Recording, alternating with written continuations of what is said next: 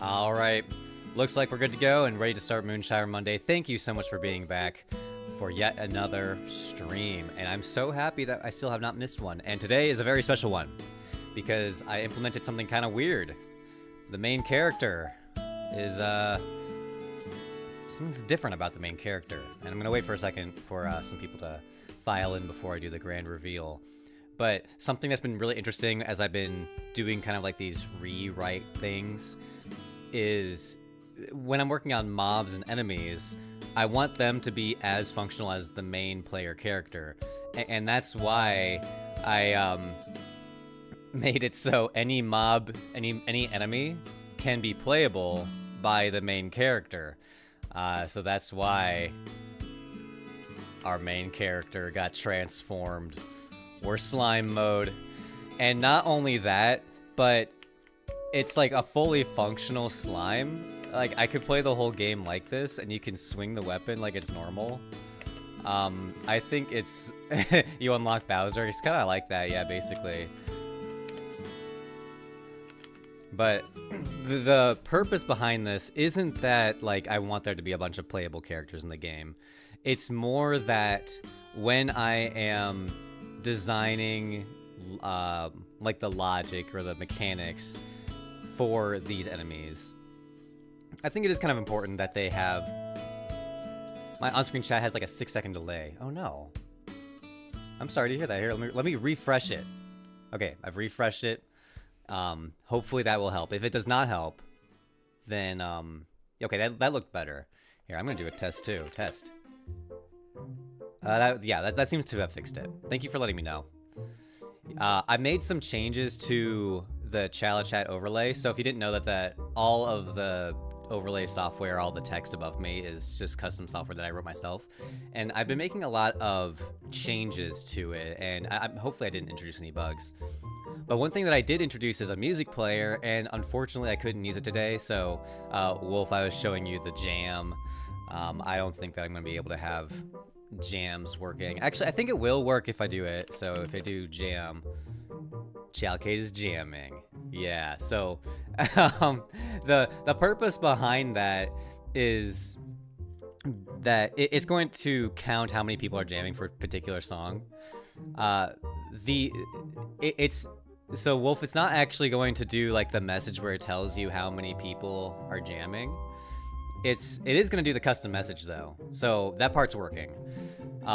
What's happening is that, like, it says the song title above me, and the way that I'm making that work right now is I'm using this open source music player called MPV, and it's running right now. You can see all of the different like files that are running.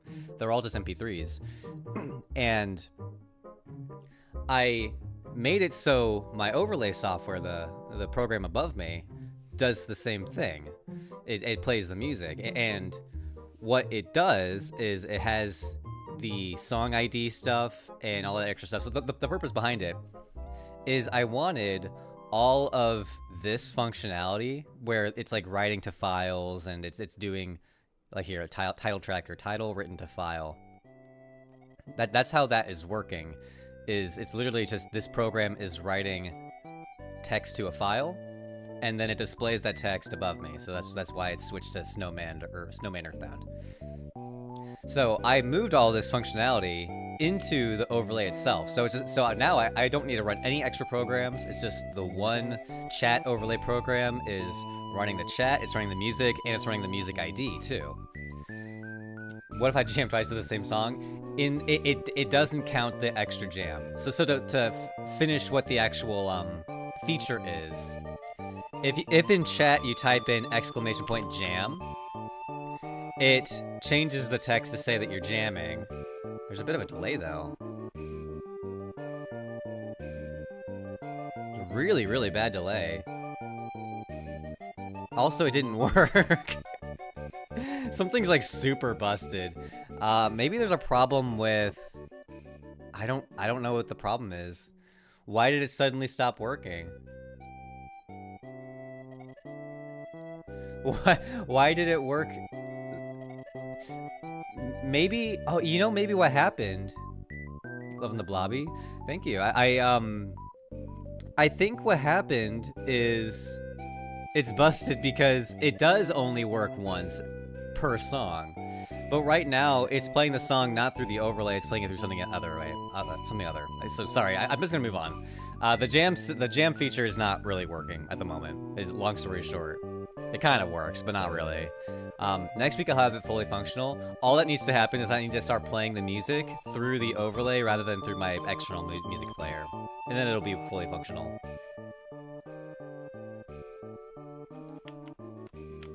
But yeah, I made it so any mob can be playable by the player.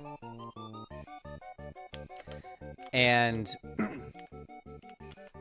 the purpose behind that is just that I can make sure that everything feels good for every enemy. Any enemy should have all the same features that a player can have, and the player should be able to do any particular things that, like the enemies can do.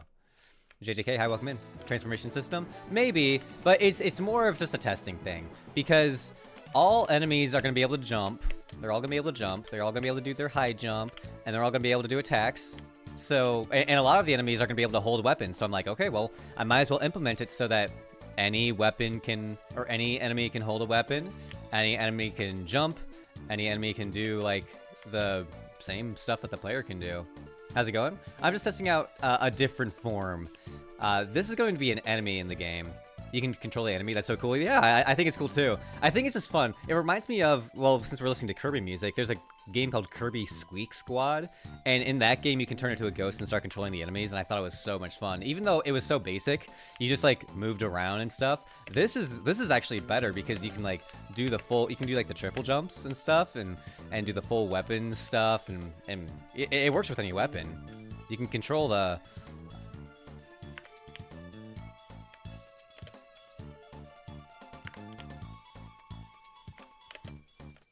It's a little bit silly looking with this one. It kind of works. It kind of works. Let's... Oh, that's so buggy. That looks really weird whenever you do that.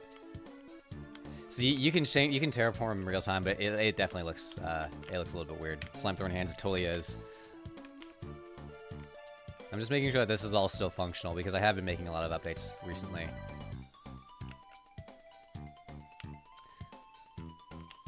You remember the main character looking different? Must be bad memory? Yeah, you might want to get checked on that. I'm just kidding. I think the... How can I get that? There it is. Oh no! I soft locked. Oh god. What is happening? I think I broke the game.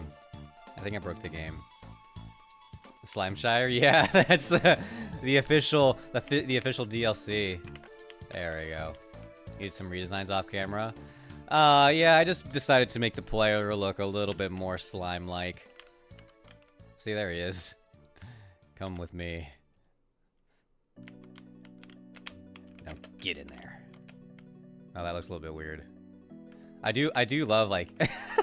That looks so strange. Oh.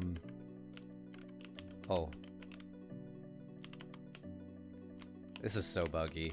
The reason it looks so buggy is because, here, let me pull up the, fields. Look at the hitbox for the water. It's this big, purple box. So the hitbox for the water is way, way, way off. I need to fix that. It's gonna be a lot of work, actually. I hope I don't get overwhelmed by making all enemies playable. Not exactly, because the enemies, as I was developing them, were starting to get kind of complex. Because all enemies could walk around, they could all jump, they could all do high jumps too, and they could all attack. So at that point, that's pretty similar functionality to what the player can do. The only difference is that, like, the player is inputting controls and controlling this. So here's exactly what I want the code to support.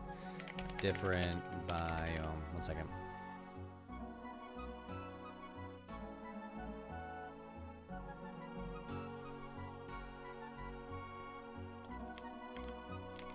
Okay, is that there is a player. There's a player concept and there is a mob concept. So there are players and there are mobs. A player in my code, by definition, is the human behind the screen. It's the person controlling the game. And you can have multiple players. I'm planning for the game to be multiplayer. So there can be 2 or, I don't know, however, maybe more. But a player is a human. And the way players work is the players are nowhere in the game. Instead, the players control a mob. So you can see that player.mobType, I have it set to slime, but if I change this to hero and then restart the game, we're now back to controlling, oh, that looks a little bit strange, but we're back to controlling our dear old friend, our dear old Lua. Will I ever get tired of explaining that stuff again and again? Nope. It's my favorite subject. I love it. I love saying the same things. I love explaining the same things. Because sometimes some people hearing him haven't heard it before. And sometimes I think of new ways to say it. So I do actually like explaining the same things. What's up, Moonshires? Welcome in, TOP. Why is the blue guy giving me deja vu? I don't know. I mean, I've been using him a lot. We could choose a different color for him to be. Excuse me. Hero. So the hero comes from this.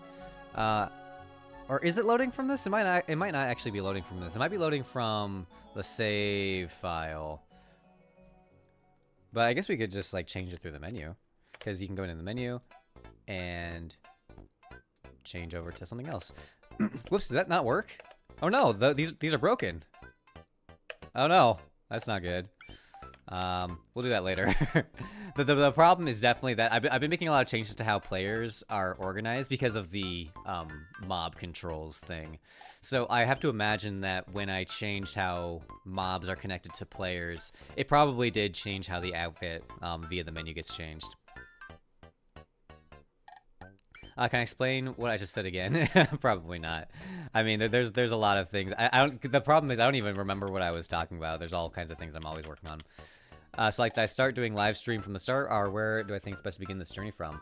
I started on Udemy. I started making courses before YouTube or anything like that. So I like making tutorials first. It's always up to you. If you feel like you can stream competently. The thing is, streaming is hard to do while making games. Like when I'm streaming, I'm not really making too much like progress on development. It's mainly just showing things off and getting ideas and getting feedback. Because you guys have a lot of ideas, and I learn a lot of things during the course of these streams, so I get some value out of it in that way. It's very cool that you made this system this way. I've been working on a Minecraft-like voxel game in Kotlin for the past couple of months. I might try this approach for mobs. It's really smart. Thank you. Yeah, that's a really cool idea. I think that it would be cool, and it's possible that Minecraft was designed in a similar way, because a lot of the mobs in Minecraft feel similar to the player character. They're just like a humanoid thing, like a skeleton. It's just a humanoid thing. It can carry a weapon. It can jump. It can attack. Those are all there's a lot of overlap between the player character and the mob. And that's something that I was just noticing. In my old version of the game, the mob code was entirely separate from the player code. The player was not considered a mob. The player was considered just the player. But then I was just realizing, man, I'm just re-implementing the exact same features, the same physics stuff, the same movement stuff, the same attacking stuff. All of this logic really is the same between all of them, because you do want them to be the same.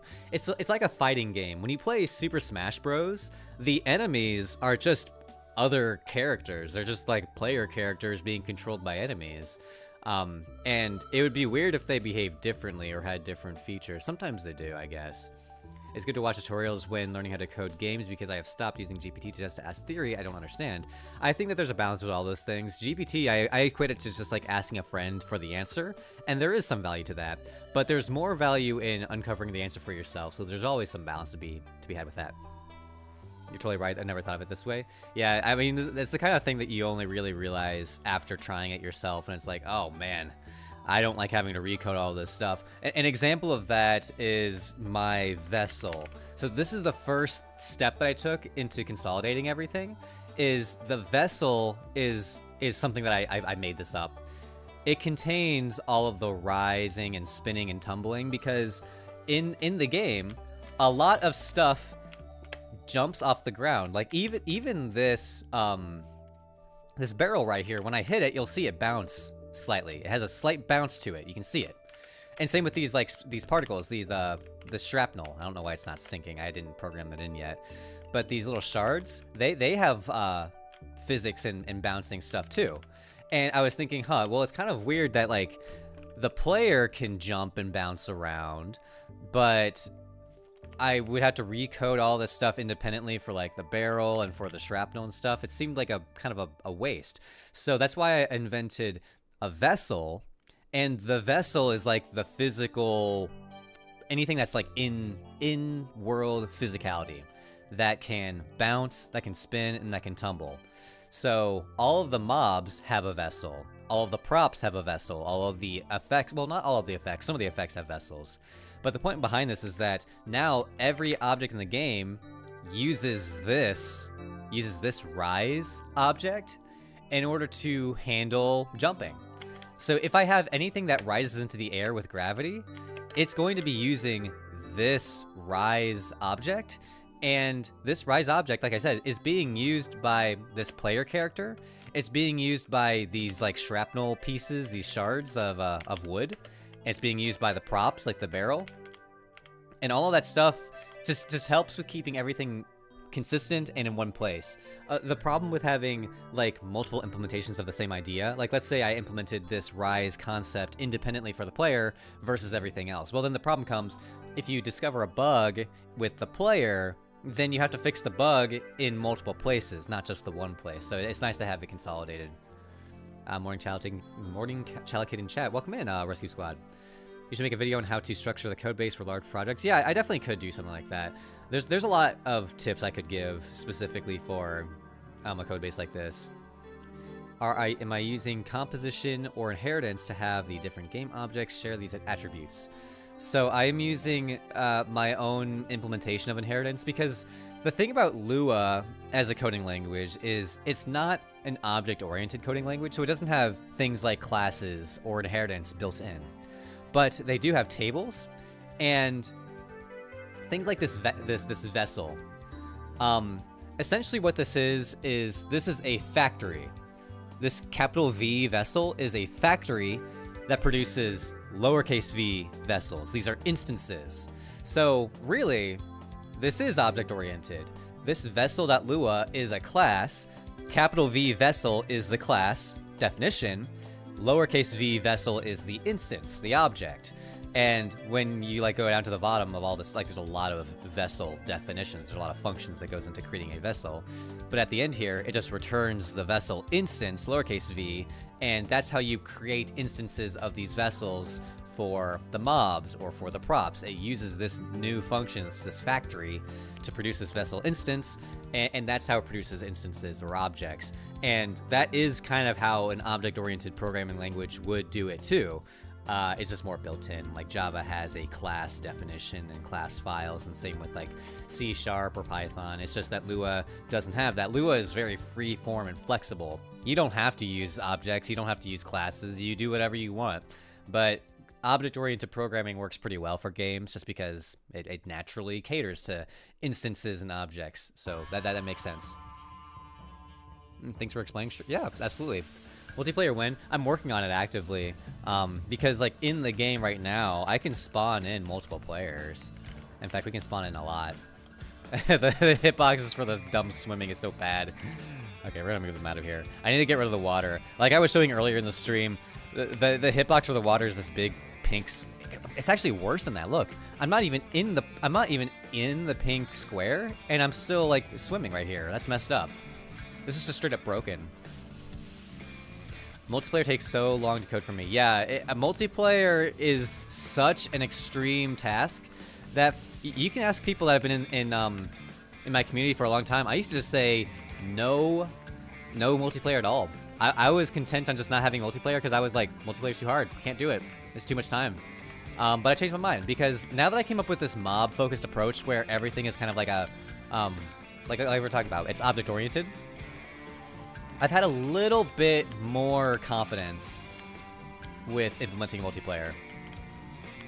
That's kind of the whole purpose behind this player concept, is that there's now a list of players and each of these individual players have their own mob that they are controlling. I look like Paul Dano. I'm actually not familiar with who that is. What's also annoying is that there are no good resources for multiplayer in Love2D. Do I use eNet library? No, I don't know what that is. You're talking about like online multiplayer? So there's multiple factors with multiplayer, because there is the online factor. I have that part kind of solved. I'm pretty good at networking stuff. But then the other hard part is making it so that the game actually supports multiple characters in-game. Because in my original code base, that was not something that was supported. I just had a global player, one single player, and there was no possible way to incorporate multiple players. But now that I've redone the code, it is possible. It's an insane amount of work for my voxel game I designed and started all of that in mind, with everything, even in single player, being a local server to make it easier. That's what I'm doing at this very moment. That's a very good strategy, what you just described, is that's kind of what I'm doing right now. Is like, I haven't moved on to building out the multiplayer functionalities, but as I am coding in all this stuff, I am keeping it very, very at the front of my mind that this is going to be used for multiplayer. And that's why I implemented this player concept. I didn't need to call this players.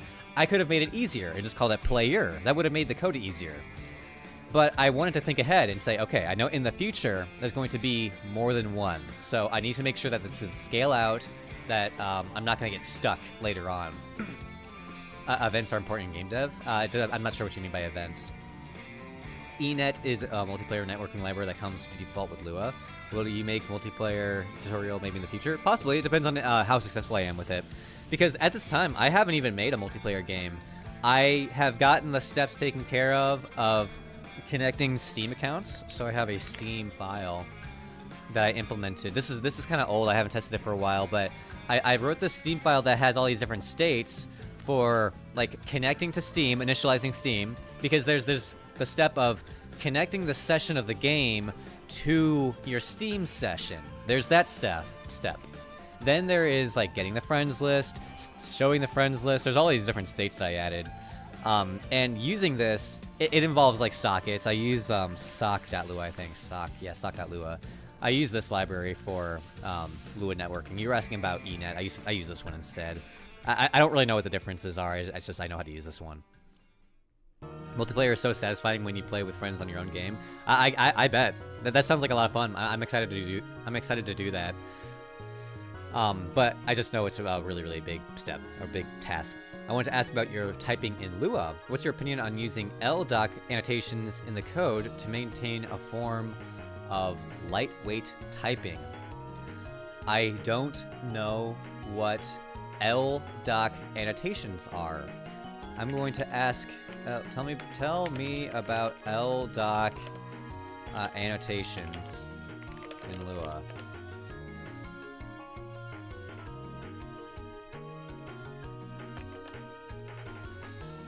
Generate structured documentation for your code. Oh. It parses doc comments starting with the 3 hyphens and converts them into HTML or Markdown documentation.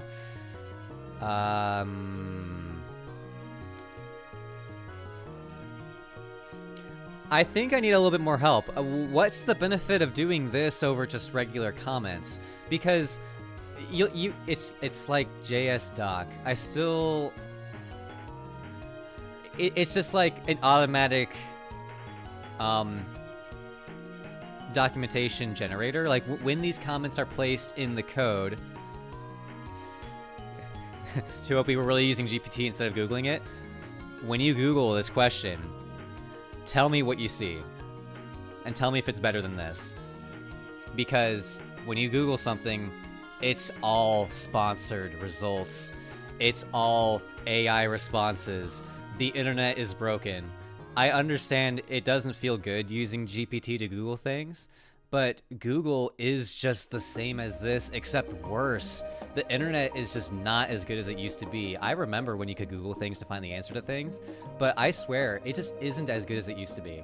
And I personally have a little bit more success when I use GPT, but I understand that it's just like hit and miss. The internet is really, really weird.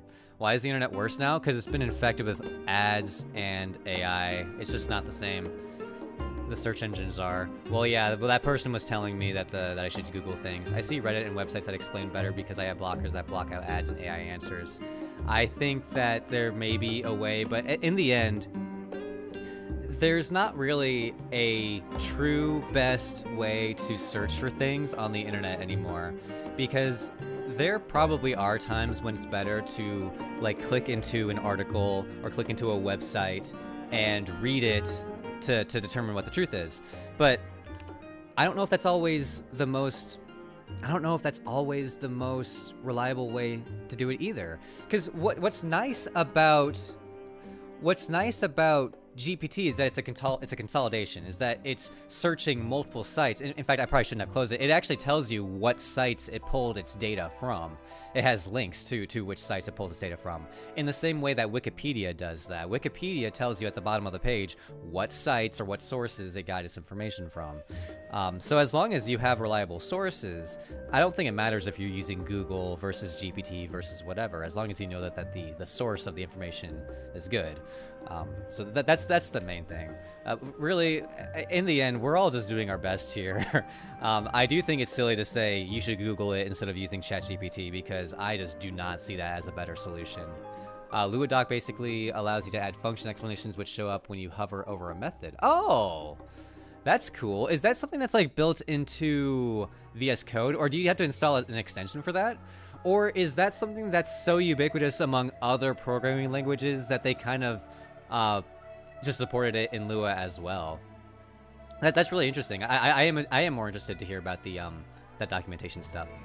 A lot of programming languages have that. Yeah, that does make sense. In fact, I do remember when I worked at Microsoft on some TypeScript stuff, I do remember a very obscure way to notate things. It was like, here, I actually remember it. You would notate things with an @ symbol, and you would type a bunch of comments. And I was like, that's weird. You don't normally type comments with an @ symbol, but all of the specific places that I used that, I think that had some special properties to it. So what you're describing makes sense to me. Are you going to add the Moonshire map editor to your Chalcade website like you have for Necrozone? Oh, that's a cool idea. Yeah, I could probably do something like that. It depends on if I had a web version of the game. The one thing I hate about AI sometimes is that you look up a specific calculation, it gives you a result that then shows its work, which ends up with a different result. That's objectively terrible. Yeah, if AI is making mistakes, that's bad. That is really bad. And I have seen that too, where it like, it gets over-intuitive, where it just makes mistakes. I'm totally with you. We are in an awkward phase in history where AI is everywhere, but it's not quite perfect yet. It has too many problems, and like that's why searching online is so awkward. And yeah, using GPT to search for things is kind of awkward too. But I don't know what the better solution is. If you think Googling is better, then go for it. I'm all for hearing other opinions on this stuff, because it's a hard space to navigate at the moment. I'm kind of just so used to navigating Reddit and Wikipedia and stuff for info that feels natural. Yes, I agree, but it felt more natural in the past because you used to be able to Google a question and it would come up with relevant search results. But now when you Google something, it comes up with a bunch of irrelevant search results that are sponsored. It's really scary. You have to use like a lot of intuition just to sift through the nonsense. And maybe it might be better just to go directly to Wikipedia to get information. But then I have to wonder, like, I wonder if there are cases where Wikipedia isn't fully accurate because the sources that it's pulling from aren't accurate. And I wonder if an AI would be able to catch some of those things. And maybe there are cases where it's the opposite, or maybe an AI makes mistakes because it's pulling from sources that are not accurate, and then a human intervention would catch that case. Oh my gosh. All we can really do is just try our best. There's no right answers here. It's all very crazy. Let's go back to talking about video games. Look at all these blue boys. Wikipedia is never trusted according to my teachers. When I was growing up, it was the same way, but now I kind of like Wikipedia. The first thing someone sees when Googling is Gemini. Yeah, that's kind of what I'm getting at. Moonshire Monday, let's go. Yep. I was showing earlier in the stream that you can change the mob of the player to any mob. So you can change it back over to the slime. And there we are. Yeah. Dude, I think it's actually going to be really fun. I can imagine like challenge runs where people make really weird characters. Because making these characters, this is the other thing, I didn't even mention this part yet, is that making these custom characters is very, very easy. Again, just to reiterate, the point of this is that I can make custom enemies, but making them playable is just like an extra benefit. Might as well. My biggest issue with AI is that it doesn't know the answer. It just hallucinates an answer as opposed to Wikipedia. I would say that is also my biggest critique. My biggest complaint is that it is confidently incorrect. If it would tell me that it doesn't quite know the answer to something, I would be okay with that. If it said, like, I'm like 50% confident in this answer. But the problem is, like you said, it tells you that it tells you that the answer is right when it's not. And I can think of a very specific situation. The Chat overlay code above me, I wrote that using Node.js and a bunch of TypeScript, JS stuff. And there was a packaging library that I wanted to use. And I had to use a good version of Node.js. I can't remember which version it was like. Should I use Node.js 12, 16, or 18? And I asked AI, okay, does Node 18 support blank? And it said yes. And then I implemented it, and then I tried to do it, and then it didn't work because it didn't actually support the thing that I was asking for. So like it's just the confident incorrectness is what bothers me. I wouldn't care if I had to keep searching for stuff, but it tells you things that are just wrong.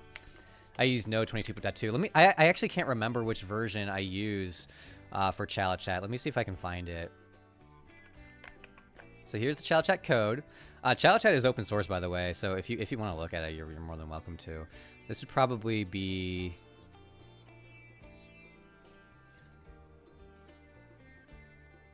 I'm using Node 24, actually.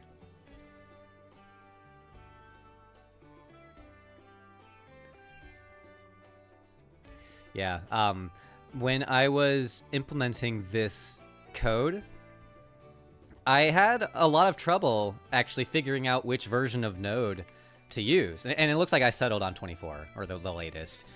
And I did that just because I knew that at some point. Actually, I know why. It's because earlier versions of Node are going to be deprecated. In fact, a lot of currently like production software is running on older versions of Node that is deprecated. But I was like, I want to make sure I'm protected. But the problem is, some of these newer versions of Node are lacking like some legacy features that I was kind of relying on. So I had to redo some of the code to make it work with this newer version. But I'm really glad I did, because now the code just has more longevity. I won't have to update the Node version as soon, because I'm sure there's going to be like a Node 34 in the future. And at that point, I bet Node 24 is going to be outdated and deprecated.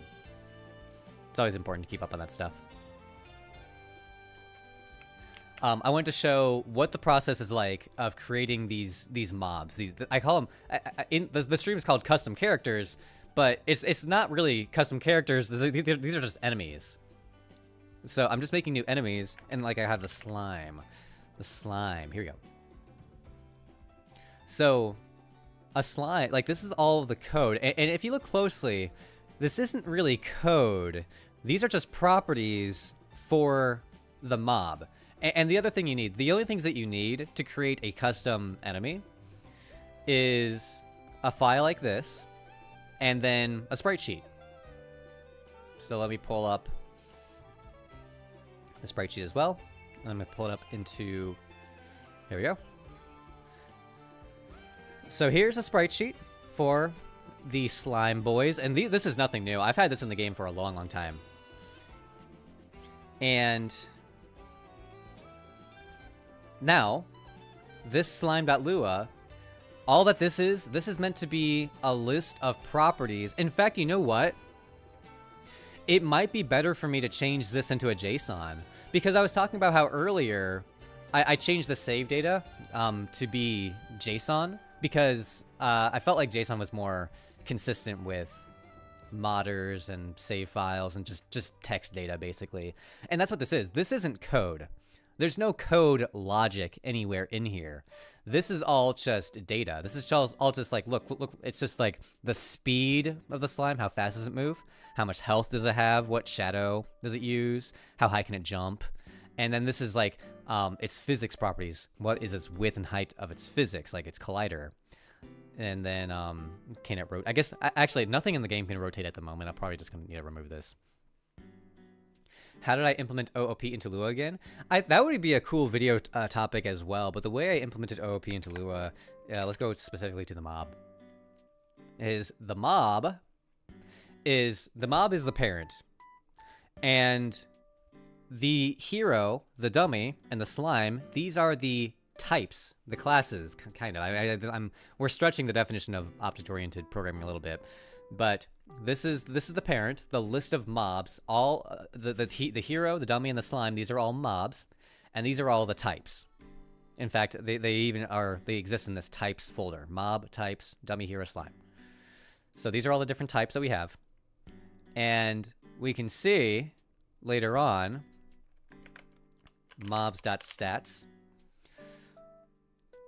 If you provide a mob type when initializing the mob, which you can see, like, when you're creating a mob, you pass in a mob type. This is just like the ID. If you provide a mob type down here, it's going to set the stats. It's going to check, is there a mob type like slime or hero? And it's going to look in mob.stats colon or dot self.mob type. The way that this square bracket notation works is self.mob type is a string. And when you put a string inside of square brackets like this, it's the same as the dot notation. So dot stats, it's the same as, we could write this as stats, like this. This kind of clarifies what the dot notation even means. Is that when you say mob.stats, all that means is you are saying mobs at index string stats. So this is a table, mobs, like a dictionary, and stats is the identifier, the index, the UID that like the position in the array.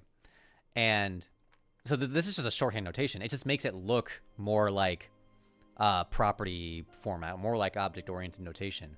But really, it's all just a shorthand to make tables better to work with.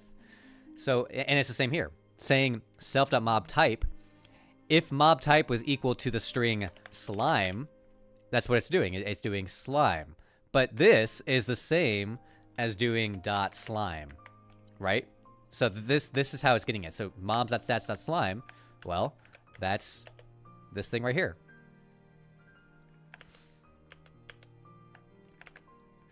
And then again, mob.stats.slime is a bunch of definitions. We have a local slime table, and then we assign all these properties to it. And again, these are all just properties. I really should change this to JSON because there's no logic here. It's all just a bunch of data. This is all animation frames. Like, which frames do we use? Here's the idle animation. The idle animation is frame 1-1 and frame 2-1. If we open up the sprite sheet, here's frame 1-1 and here's frame 2-1. It's just a grid. 1-1, 2-1, 3-1, 1-2, 2-2, 3-2, etc. And so that's how all of these animations are defined. When the slime is idling, it's just going back and forth between this frame and this frame, back and forth at a speed of 0.35 seconds per frame. And a lot of these frames are actually just one frame, like stop, stand, all these are just one frame. But some of these are more like the walk animation is frames 1 through 4 on row 2. So 1, 2, 3, 4. It goes through all 4 of those. Working on my own game in Godot. Do I have any tips? Yeah, it's always to start simple, because jumping into a big complex game like this, even if you're trying to keep a big complex game simple, something like this is really complex where you have like a camera and animations and physics. I would start with something really, really simple like Pong, because a game like Pong or an arcade game, something simple, still has things like moving around or keeping variables and text and data. You still have to do the fundamentals. It sets you up really nicely for something that's more challenging. So back on the object-oriented thing, the way the mob works is that after it figures out which mob type we're using, this set type stats just applies all of those stats to the new mob. How would you go about resetting an animation or only using certain indices? How would you go about resetting an animation? If you just mean, when you say reset, are you talking about how like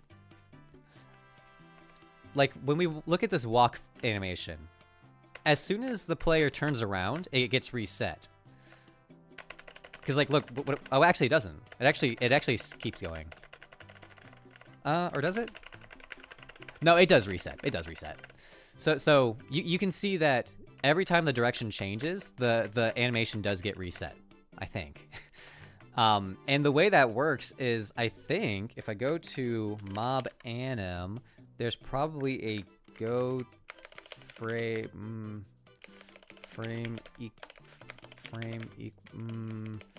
set go. I'm trying to find where it changes the frame. I guess it wouldn't be in here. No, it should be in here. Why would it not be in here? Set animation. Set animation. Oh, it's not in here. It's in mob draw. Strange.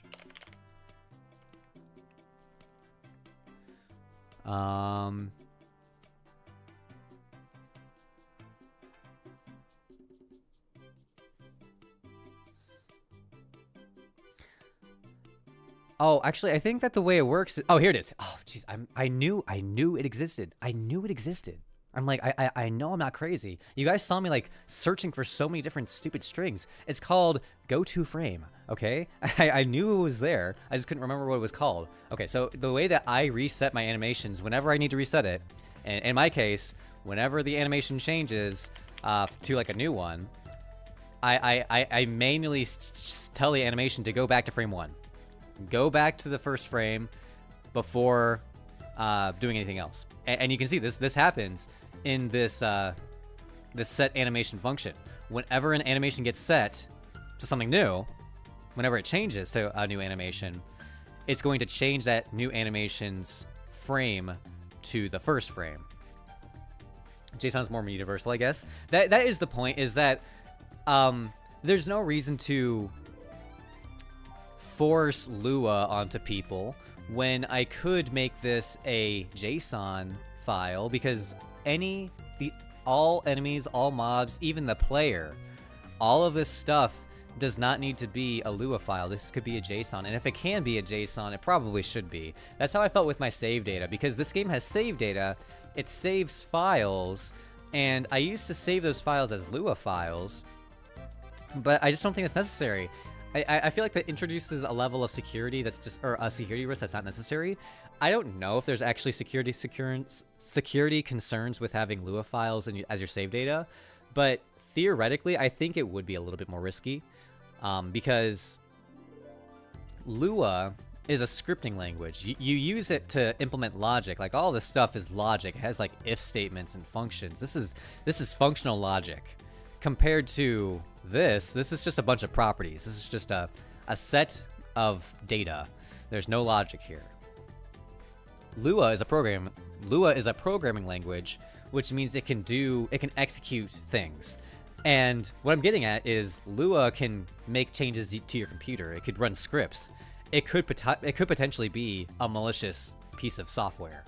Whereas JSON is just a text file. It really can't be used maliciously. I mean, it probably can. You can use JSON in malicious ways, but you can't execute it. You can't run, like a Lua file, you can run through a Lua interpreter and run the Lua file. But a JSON it's just a bunch of data. It's just a bunch of properties. It doesn't really execute anything. Miss some of what's going on. Oh, I don't know. Just the player turned into a slime. That's it.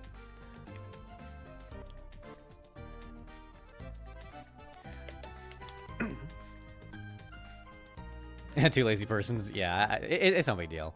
I'm cool with seeing the chat busier. Also, I kind of went on a little bit of a rant there where my eyes glazed over and I went to a trance and started talking about code. That tends to happen a lot. So when that's happening, I think it's okay to stray away from the conversation a little bit.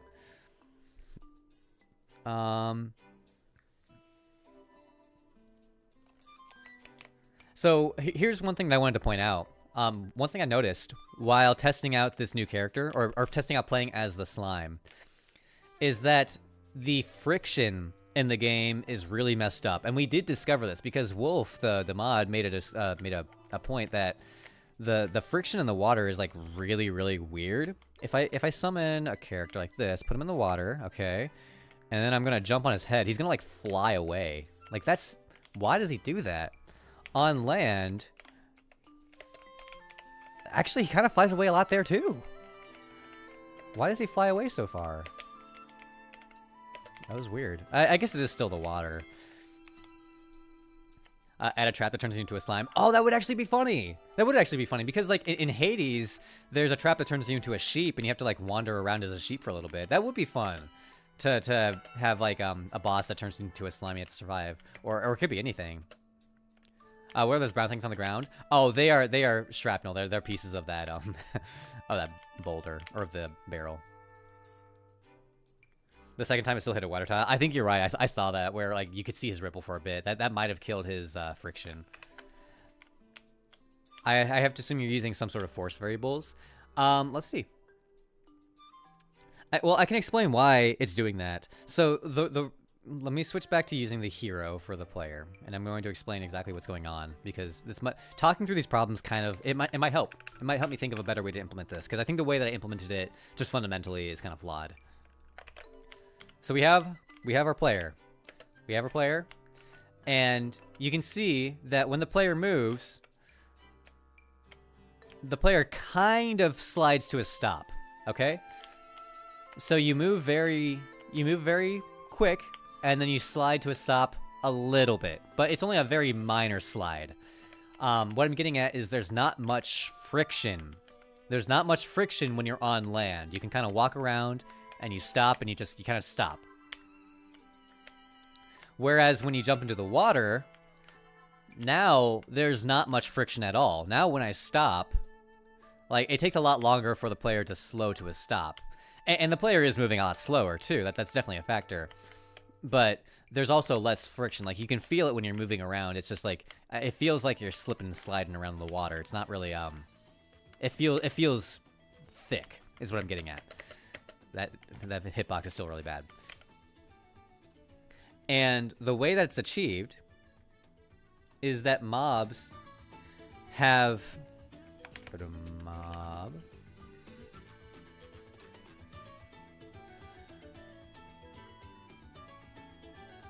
Mobs have a damping table. So this table of properties, or this list of values, tells us how much friction does the mob have in any given scenario.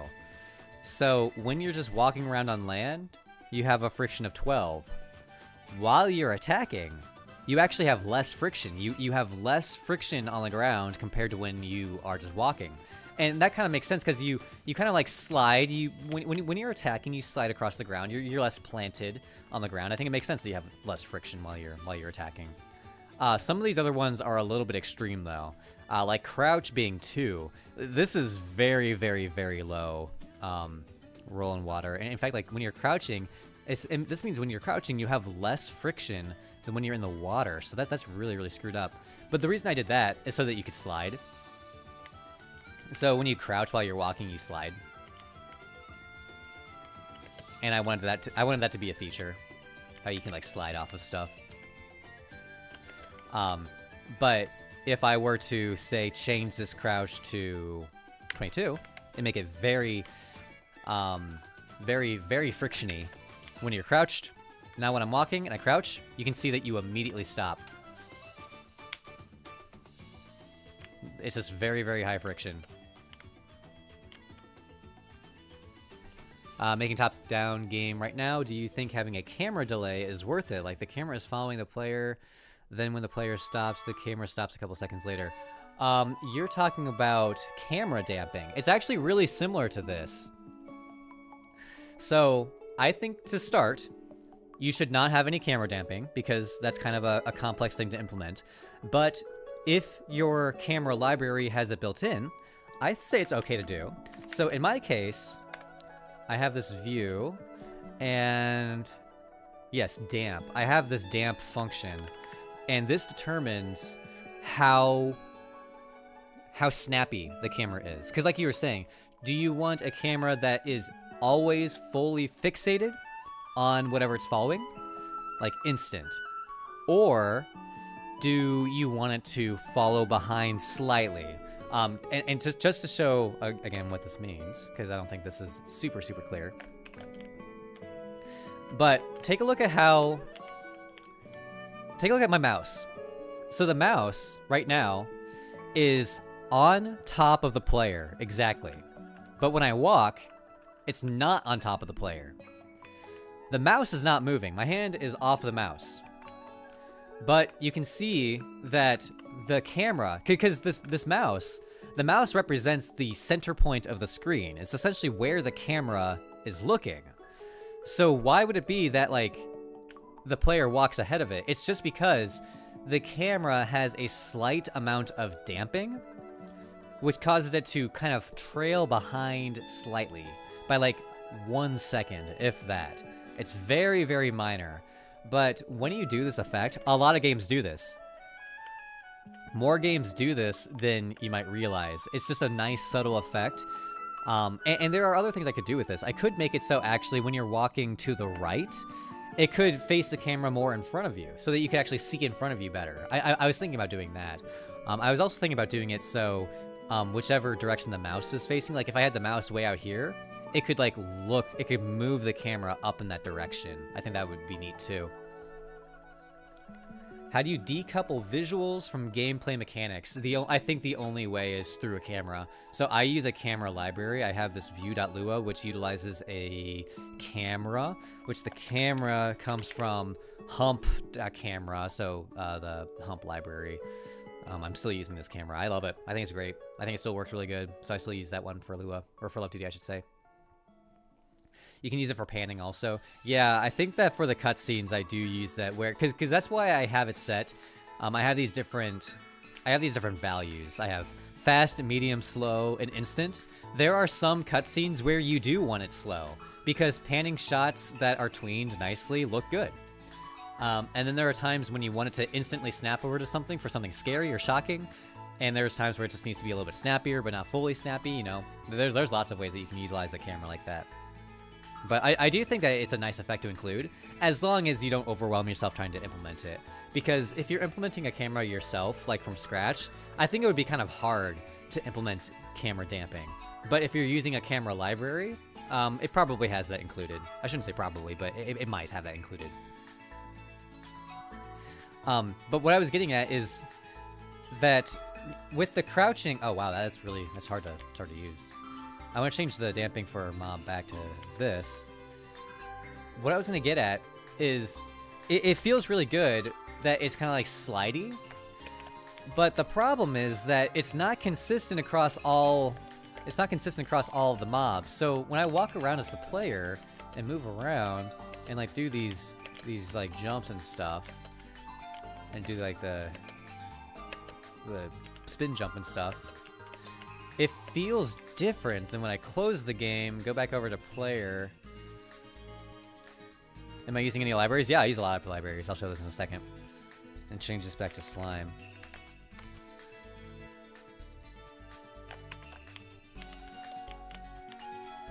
Okay, so like this part feels the same. This feels similar too, but this is the part that doesn't.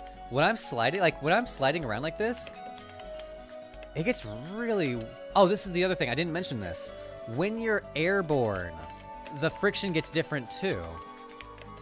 So that's another scenario that is not listed in the mob code, because friction in the air is kind of independent of the mob state.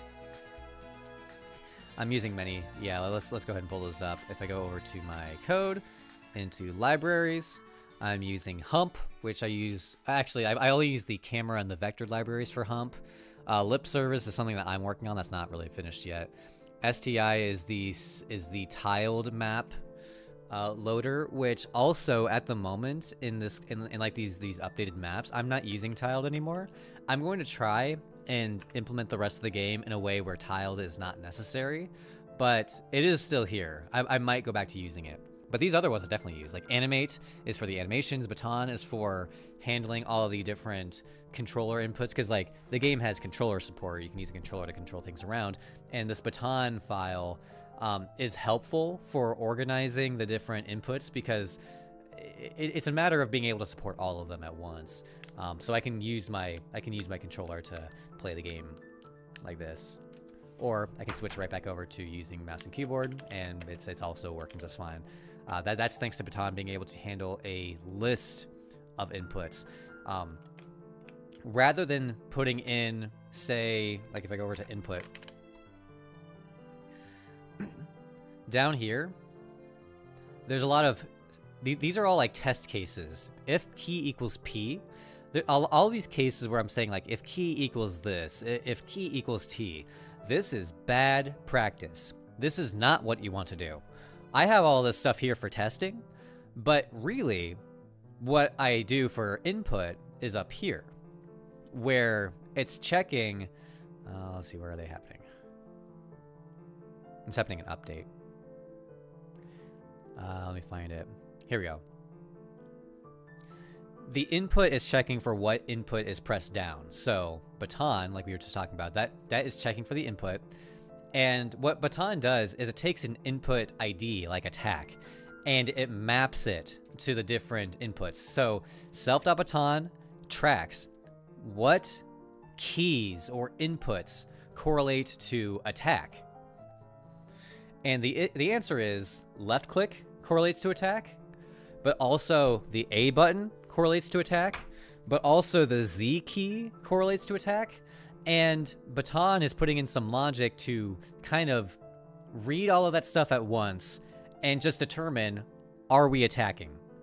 It has the logic simplified. We don't have to check every possible input to see what's mapped to what and see what's where. We can just say, are we clicking the attack button? And if we are, then we do this stuff. Are we pressing the crouch button? We'll do this. And it's the same with all these cases. It's not like specifically reading specific keys.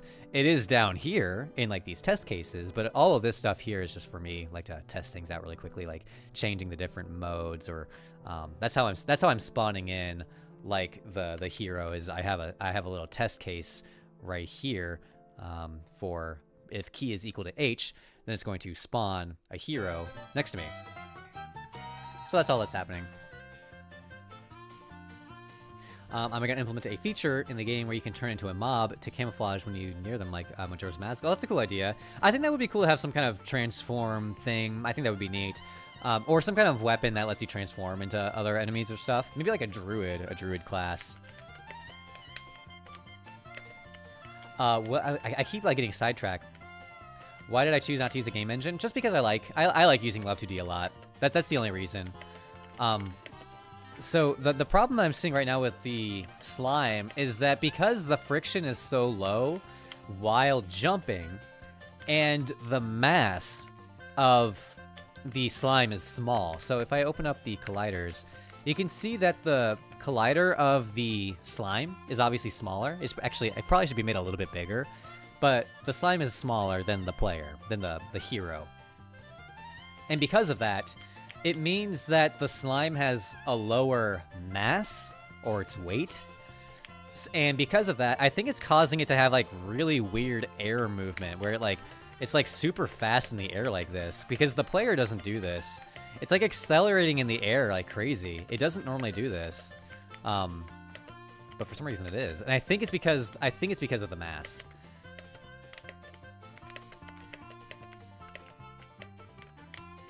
And it's like so slidey. It's too slidey. It's really weird.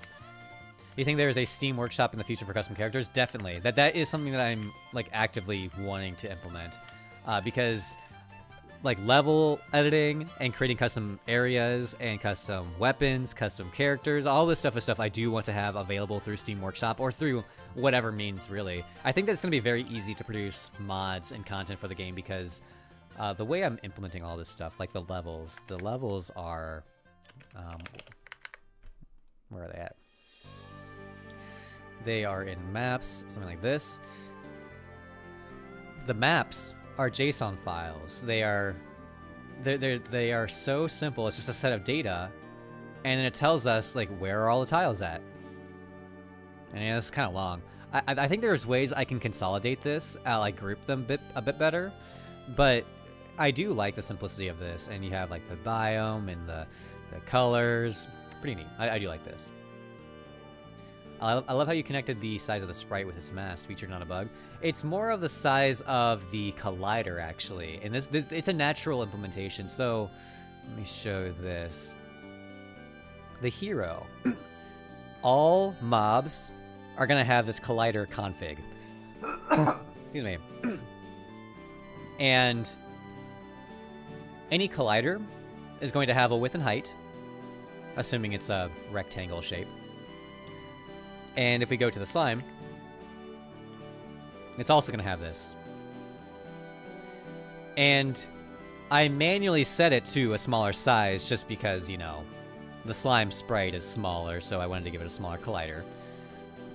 But naturally in the physics engine that this is running off of, in Love2D's physics, like, implementation, just the smaller the physics body, the smaller its natural mass. And that's just a built-in feature of, I think, Box2D just implements that naturally, where bigger objects have more mass than smaller objects, but you can override the mass to whatever you want. So, in fact, I'm gonna test this out with the slime, and we're gonna put in a mass property into here, but I've never done that, so let's implement this properly. So if I go over to mob, collider config. So this is the default collider config that all mobs have, and then where's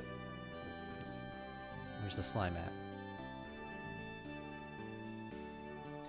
And then these properties get taken and replace any of these. So like the width and height here get replaced by the width and height that's here. I guess all of these are the same, but you know, if I was looking at the slime, all of these properties, specifically these 6, would override the 6 properties that exist here.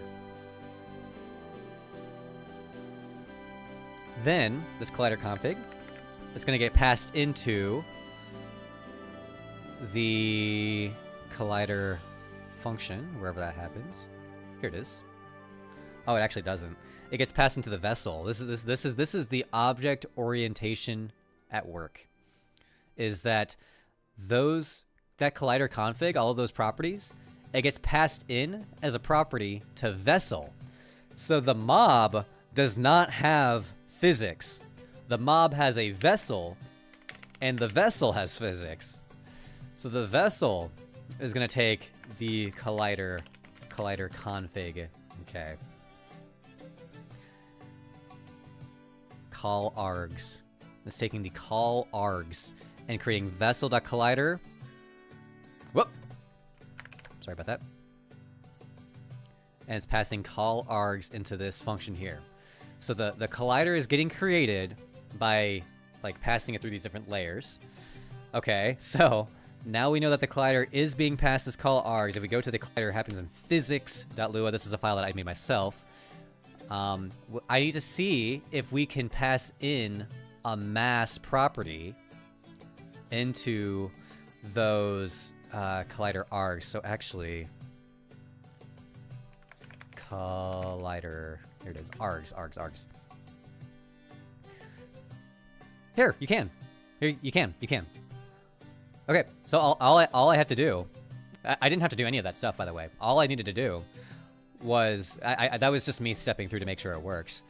But what's going to happen is when I go to slime and I set its mass to be 50, I don't even know what that means, 50 units, this mass property is going to be sent to the mob file. It's going to be passed into the mob's collider args, or into the mob's collider config, and then it's going to be passed into the collider config of vessel args, and then the vessel is going to pass that into the collider args, and then the physics is going to pass that args into its own mass, and then this mass this mass local variable is going to be applied directly to the collider's body. So I think this should be good to go. Give me one moment. So now I am... Okay.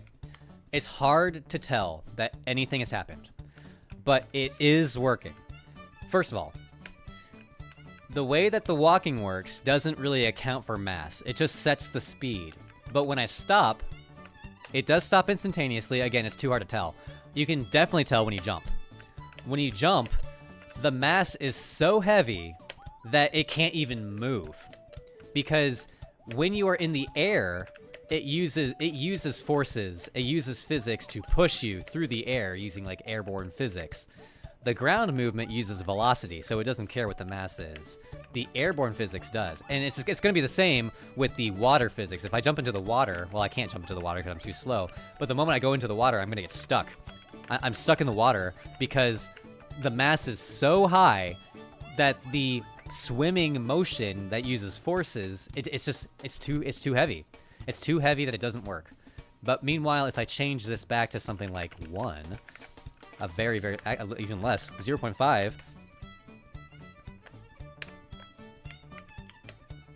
it's actually it's still high.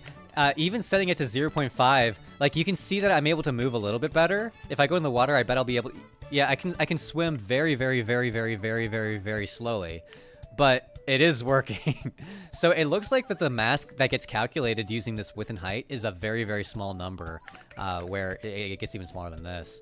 But been cooking while listening. Saving everything, the maps, and all the mobs data using JSON is really cool. We'll definitely make it very simple for people who don't know how to code to make custom stuff. Yeah, that's the goal, is that JSON is more of an approachable and universal format compared to Lua. And I think that approachability is kind of important. And it's also really readable. I think JSON is very readable compared to... Lua is also readable, but JSON is literally meant to be readable. It's like a bunch of strings.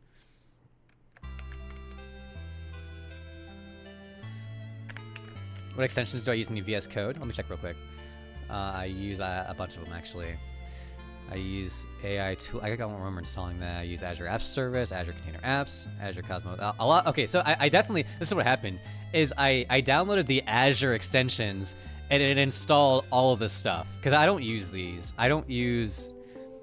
I use like Azure App Service and Cosmos and stuff, but I don't use the extensions in VS Code.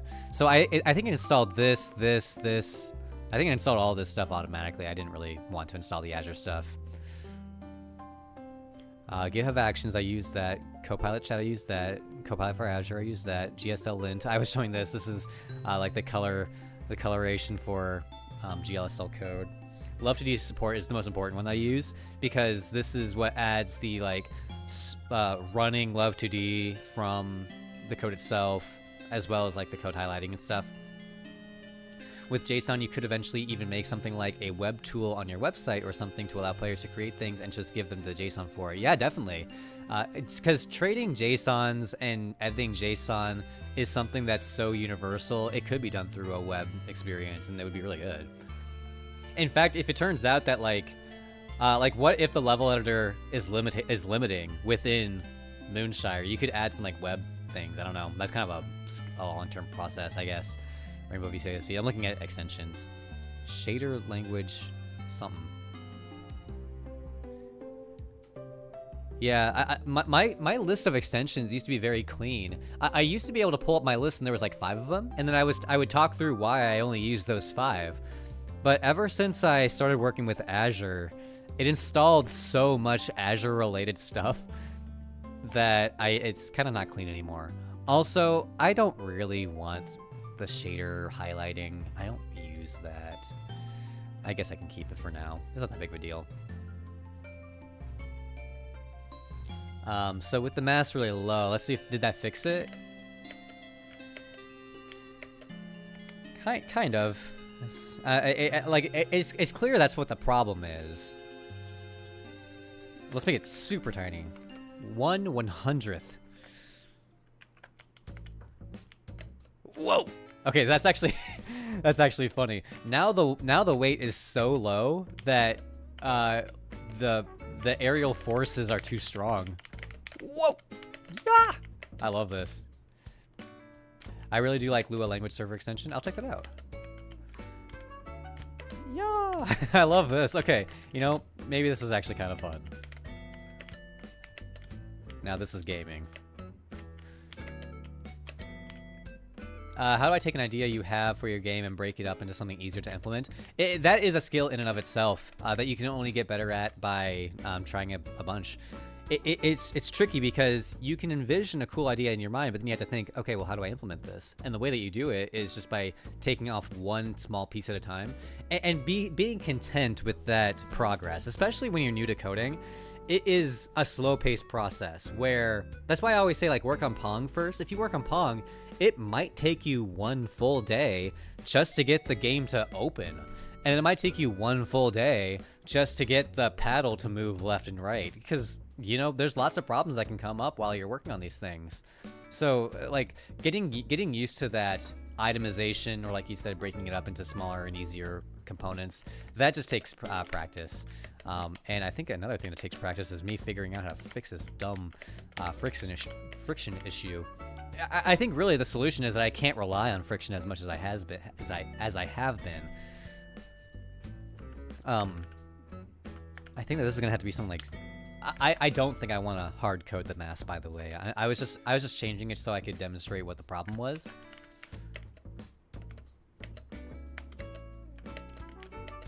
Well, actually, that is kind of what the problem is. Because now it's not doing that crazy sliding stuff anymore. Maybe I could do that.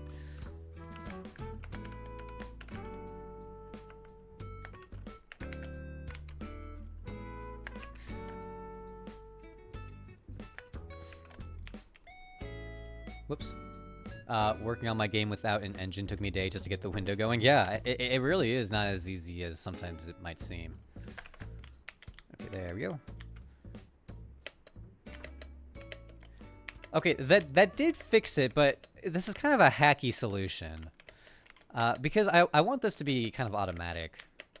Where I shouldn't have to like play around with the mass to find the right mass. It should figure that out automatically. But that did fix the issue, because before I was like flying around and stuff while jumping. That's not really what I wanted to do. I wanted the jump to be like a really small hop like this. Am I just using VS Code? Yeah.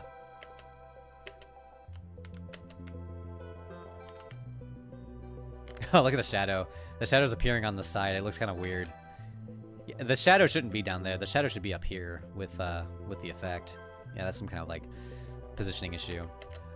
These platforms, by the way, definitely the most complicated part of the game, without a doubt. If the game was fully flat and you couldn't jump up on things, it would be way easier. It would be way, way, way easier.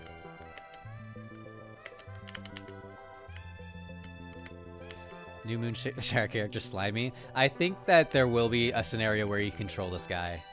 It's too cute. It's too fun. Yeah, I guess I should have clarified. I'm using more than just VS Code. VS Code is the IDE. That is the only like editor that I'm using. But I am using like Love2D for the code, and then I'm using Sprite for the pixel art and stuff. This is the main character as a baby. Oh wow, that's weird. Who knew? I mean, that would be kind of that would be a funny twist if it turns out that the character is just a slime underneath of it.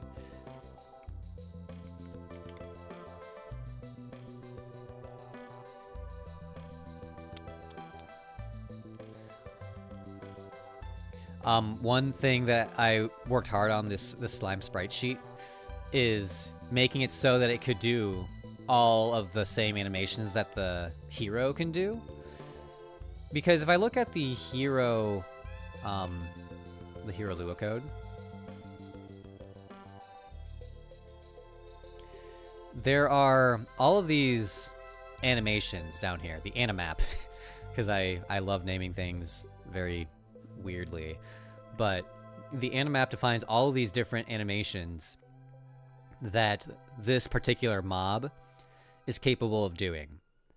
And it's not necessary to have any of them. The only animation that's necessary is the idle animation, and then everything else is optional, but it's ideal if you had as many as possible. So the slime it doesn't have that many animations. Let's just try and compare them more closely. Like this.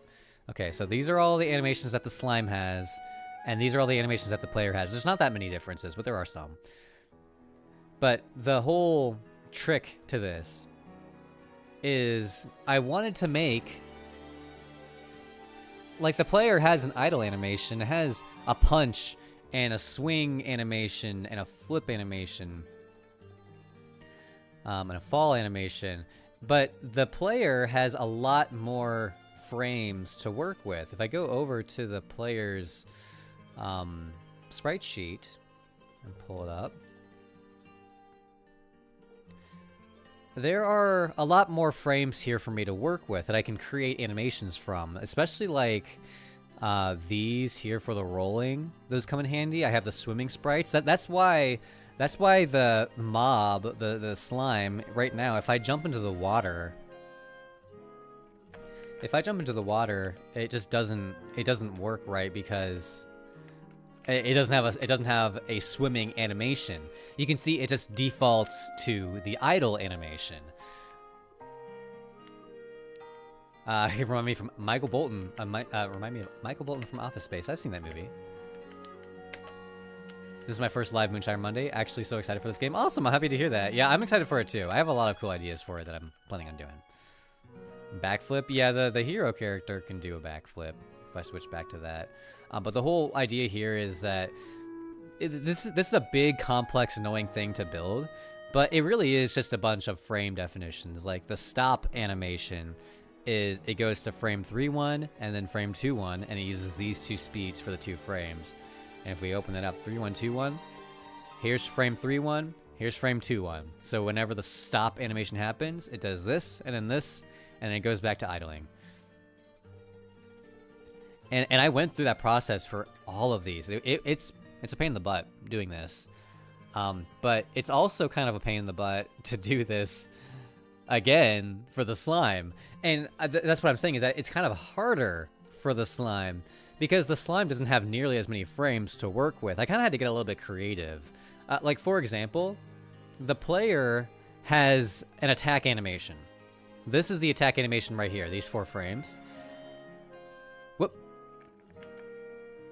But the slime doesn't have an attack animation. It just has the walk animation that I use as an attack animation. So what I did for designing like the swing, because if I run the game, you'll see that the slime still does swing the axe. Like there's an animation there. It still kind of looks like the axe is being swung. But I don't have a dedicated animation here in this sheet to do that. All I did is like, okay, well, which of these frames can I kind of mesh together to make an animation that kind of looks like it's swinging a sword? And so I'm like, all right, I guess I will try frame 1, 2, frame 2, 1, and then frame 3, 3. Okay, 1, 2, 2, 1, 3, 3. So 1, 2, 2, 1. Sorry. 1, 2, 2, 1, 3, 3. So this frame, and then this frame. So whenever the sword swing happens, it does this, swings the sword on this frame, recovers on this frame. And that's how most of these animations are built, is that it's a combination of all these different things. Oh look, it still has the wrong MP3 title. I need to fix that. Actually, that was part of the reason why I didn't use the built-in overlay music player, is because the overlay music player was showing a bunch of extra junk data as part of the file names. I need to fix that still. Really, I should make a note of that, but I need to do that. There's another. There's lots of bugs when it comes to the tiles, and there's lots of things. Don't worry about that. When it comes to bug reports, I think that it's okay to wait on those things until I have a new version of the demo out, because I'm aware that there are lots of problems, and even in the Steam demo, there are lots of problems in that one too. So once the new demo comes out and we can play that one and check out all the bugs that exist in that one, it will be a lot more clear what needs to be reported and what doesn't. Because right now, the problem is, like, there are bugs that I do like hearing about, but most of them I do already know about. So when the new demo comes out, it'll be like a nice refresh point that we can kind of start fresh. There are a lot of bugs in the demo currently. We know most of them. I think that we probably know almost all of them at this point. And even if we did not know something, it's a completely different code base now. I've rewritten the game. This code base that we're looking at here, like with assets and biome and player, this is all new. The Steam demo doesn't feature any of this code at all. This is a complete rewrite for the better. The Steam demo had so many fundamental issues where long-term growth of the game just it wasn't feasible. I was basically reprogramming every enemy from scratch. It was horrible. And now it's the opposite, where every enemy like is a player.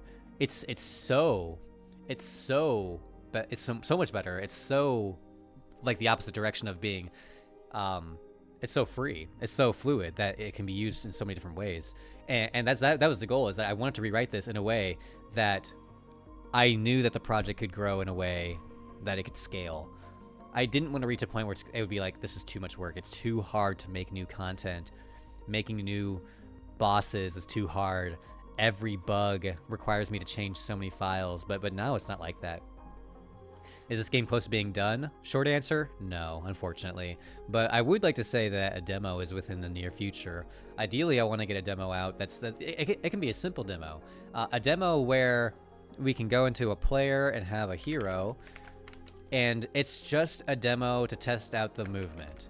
It's just a demo to feel how it feels to do a triple jump and jump up on these things and feel how it feels to just move around and do like the long jumps and stuff.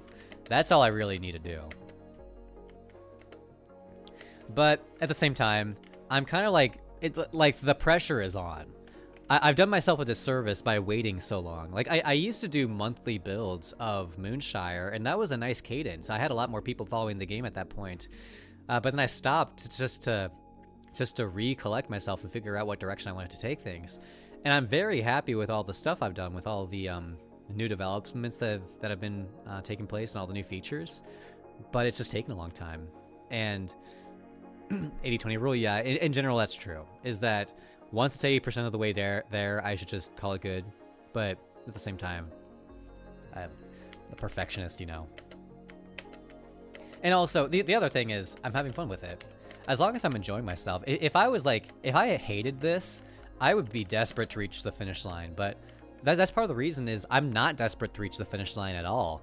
I'm desperate to reach the best possible product. I'm desperate to find the best answers to these problems I'm having in the gameplay elements, making them as good as possible.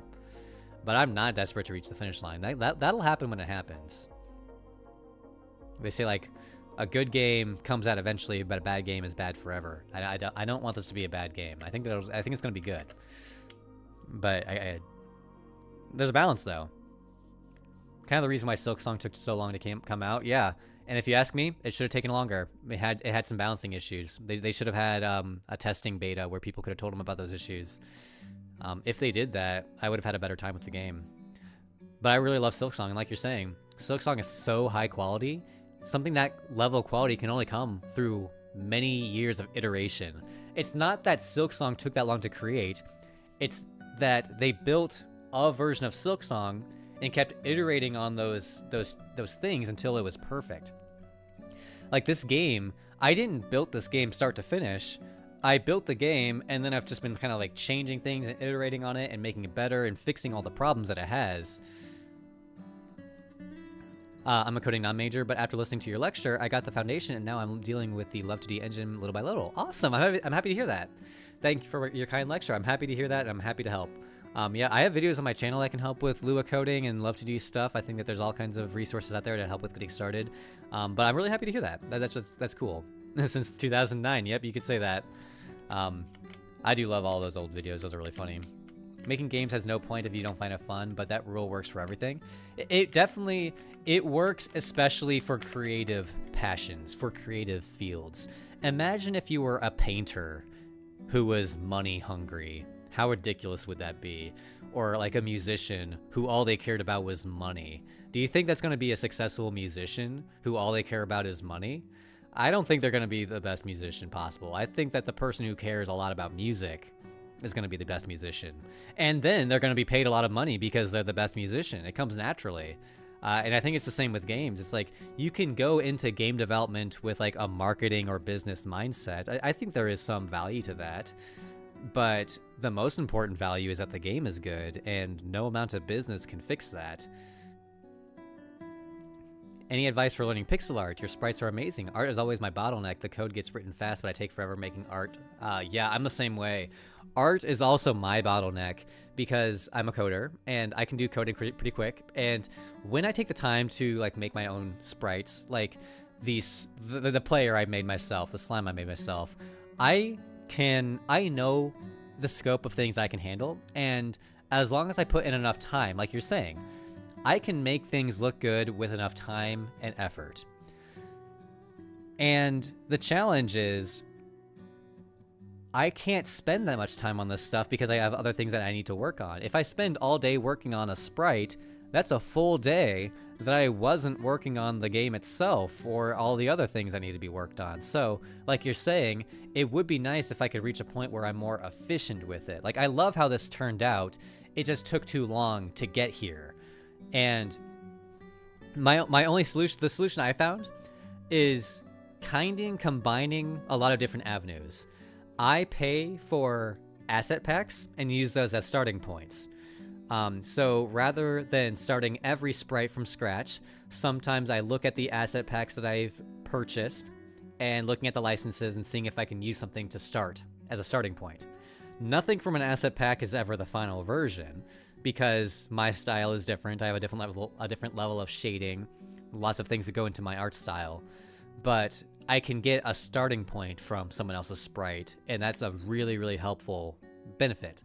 And also, when you look at other people's sprites, especially when you have the rights to use them, you get ideas and like shading tactics and shape tactics, because pixel art is a challenge of constraints. You have so few pixels to work with, and that's the hard part. You compare that to high-res like vector art. You have an unlimited amount of space when you're working in Photoshop, but you only have 16 by 16 pixels to work with in here. So you have to be a lot more concise with it. I lost my train of thought, so I don't remember what I was talking about. I wonder which first game had these blobs. I don't know. Like, having blobs as an enemy in a game is kind of a cliche. Like Dragon Quest had blob enemies, and I think that the reason why is just because it's a simple enemy to implement, but also like it's cute. I know Stardew has them. Yeah, they definitely do. You definitely do. In Terraria, yeah, I got a lot of people saying my art style looks similar to Terraria. In fact, when I was showing that eyeball boss on my TikTok account a few years ago, there's an eyeball boss that Tony drew, or that Tristaf drew, and a lot of people were like, "Oh, this is just taken from Terraria." Let me pull it up. It's pretty good.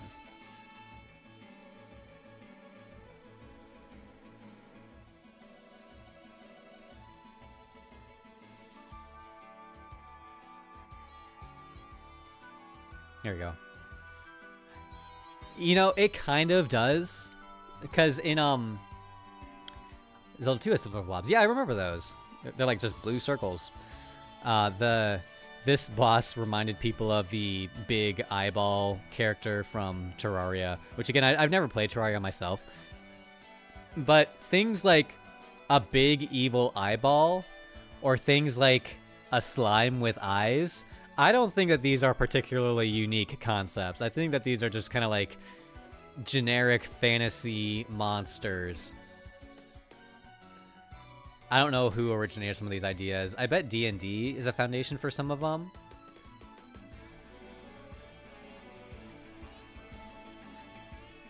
Not a lot of variety in a blob. I mean, how much variety can you get? Some games look really good with their blobs. I'm trying to think of any example. A triangular blob. That'd be cool. That'd be hard to make, especially with pixel art. Goma exists, and it's a spider with a big eyeball. The Terraria copy Zelda. That was kind of the thing, is like people have in their mind what the OG example is, and I'm guilty of that too, I'm sure. For example, on stream just a couple weeks ago, I was talking about the term mob. And I made the claim that like mob was made popular by Minecraft. And I don't know if that's true or not. I just know that in my head, Minecraft is the thing that made it popular. But I do know for a fact that mob as a concept existed before Minecraft. I'm sure that there were plenty of games and probably plenty of like simulations and other things that use the concept of a mob. But Minecraft was so popular and people were so involved with like the modding scene and like they called them mobs. Like players would call the enemies mobs. And just speaking personally, I'd never heard that before. I had never heard of a mob outside of Minecraft. And so I'm just like, well, Minecraft is the one that made mob popular. But that's just in my that's just in my head. Mob was made popular by Minecraft outside of the dev scene. That makes sense. That makes sense. But like even still, like I was made popular by Minecraft outside of the dev scene. Yes, exactly. Is that I hear regular players saying mob. That's the crazy part. Literally a mud term. Yeah, a mud term. See, like it's funny. I've heard mud. I don't remember what that even means. Mud software. I don't remember what that is.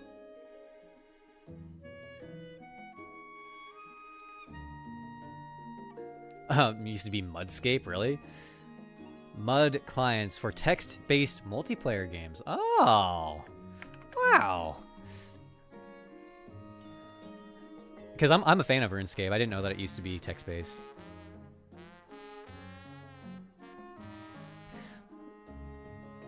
Two very different domains. Mud clients for text-based multiplayer games. Drilling mud reporting software. Probably not that one. Multi-user dungeon. Multi-user domain. Okay. So, mud, like, they called it multi-user because this is before online multiplayer, I assume, right? Did they call it mudlet because this is before, like, people had online multiplayer games? They used to play those on computers in colleges in the 60s. That sounds about right. Pre-classic, it was Devious Mud. Real? No way! I've heard that. I didn't know that's what it was. I've heard people say that before, and I didn't realize that's what that meant. That's actually very, very cool. Very, very awesome. But it's cool to hear about this sort of thing because it predates the microcomputer. Wow, interesting.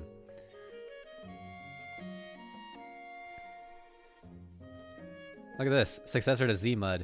Windows-based fast scripting engine, automatic mapping, Lua and other scripting language support. Now, I almost wonder if it said that because it knows that I'm a Lua user. Because I do ask ChatGPT for Lua questions occasionally. So maybe it's saying Lua just because it knows that I like Lua. It tells me about game development things sometimes, even when I don't ask it to. It has personalization, yeah. Mob is short for mobile. Yeah, it stands for like mobile object, something that moved. Oh, something that moved is a pretty big thing for a text and room-based game. I see. Well, because that reminds me of like Rogue, the original. That game was text-based and it had movement. Rogue ASCII game.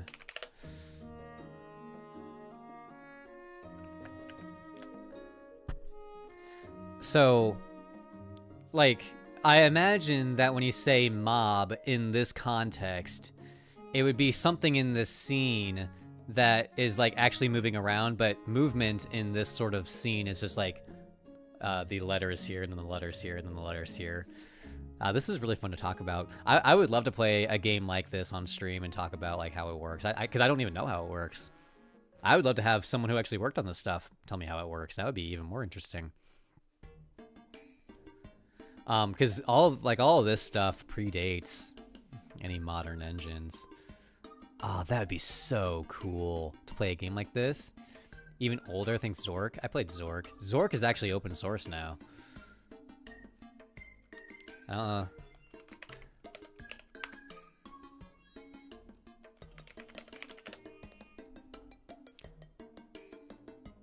It's funny because these images aren't gonna help us. Like, this is cool that we can see this. Wow, can you imagine playing a game like this? Where you have a map, but then the game itself looks like this. There's no image, it's just the text-based part. And then you're using this map to navigate. That's awesome. I think that would be really fun. You think the golden era of games is behind us? No, definitely not. I don't think the golden age of games is behind us. I think maybe the golden age of AAA is behind us. I think that the age of indies has emerged. I think that the technology has evolved to the point where anyone can be capable of making a game if they have the right skills for it. But companies are still going to compete in that space. I think right now we are seeing a weird shift where really, really expensive high budget games are not quite as profitable as they used to be. One of my favorite recent text-based games is War Sim: The Realm of Aslonia. That sounds cool. It's hard to find hidden gems, it feels like. Yeah, I think that when it comes to AAA or like high-quality games, it really is super situational that you find something really worth playing. Because when I think golden age of games, that kind of implies that it's the best of the best of the best. And that's not what we are experiencing right now. Too many AAA cutting edge games are not good. The golden age would not have a bunch of these AAA high quality, high budget games come out and then fail. That doesn't make sense. So I don't think we're in the golden age of games. I think we're in the golden age of like indies being enabled. I think that indies are becoming enabled to the point where they can produce as good of games as like big corporations. And I think it's going to cause some big problems in the space. My game inspired me to start my own. That's awesome. Happy to hear that. I'd play old games like Final Fantasy and Chrono Trigger. I love those games too. I played a lot of Final Fantasy games and I love Chrono Trigger. I love Chrono Trigger because it's short. It's like a 20-hour game. It's perfect. I wish every game would be more concise like that. Minecraft ushered it in almost. That makes sense. But I heard that they made Zork open source, so we could actually look at the source code. Here, well, I'm gonna look it up online and see if I can find it. Zork open source code. This just happened. Preserving code that shaped generations. Zork 1, 2, and 3 go open source. Today we're preserving a cornerstone of gaming history that is near and dear to our hearts. Oh, wow. Yeah, that's awesome. That's exactly what I wanted. What? Zill. I'm sorry, I'm reading this for a second. I wanna learn more about this. It is most important to note that there is currently no known way to compile the source code in this repository. What? Using an official Infocom built compiler, there is a user-maintained compiler named Zilf that has been shown to successfully compile these ZIL files with minor issues. That's insane. This is so old that, wow. There are .zip files in some of the Infocom source code repositories, but they were there as a final spin down of the Infocom drive. So the way that they archived their zips used an algorithm that doesn't exist anymore. Infocom games were written in a VM, in a virtual machine? In general, Infocom games were created taking previous Infocom source code, copying their directory, and making changes until the game worked the way the current implementer needed. Also, speaking of RuneScape, multiple versions of the Z Machine. What is the purpose of this repository? Meant for education, discussion of historical work. Let's take a look at some of this code. I don't think I'm going to be able to understand any of this. Is there like a main?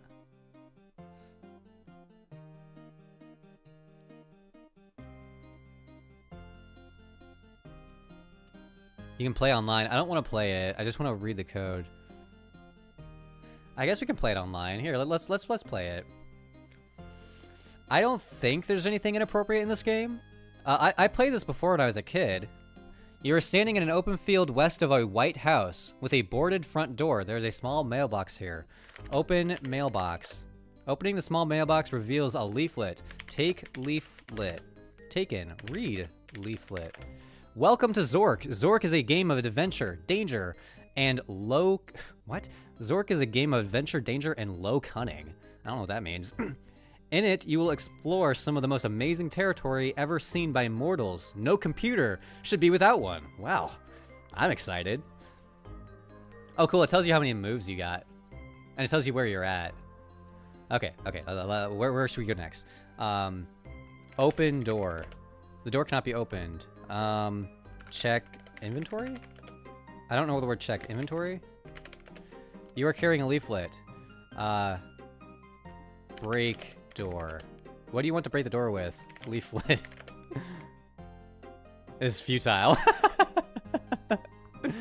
Oh, low equals bad, like fell. Oh, so it said low cunning, like fell, or like malicious cunning. That's interesting.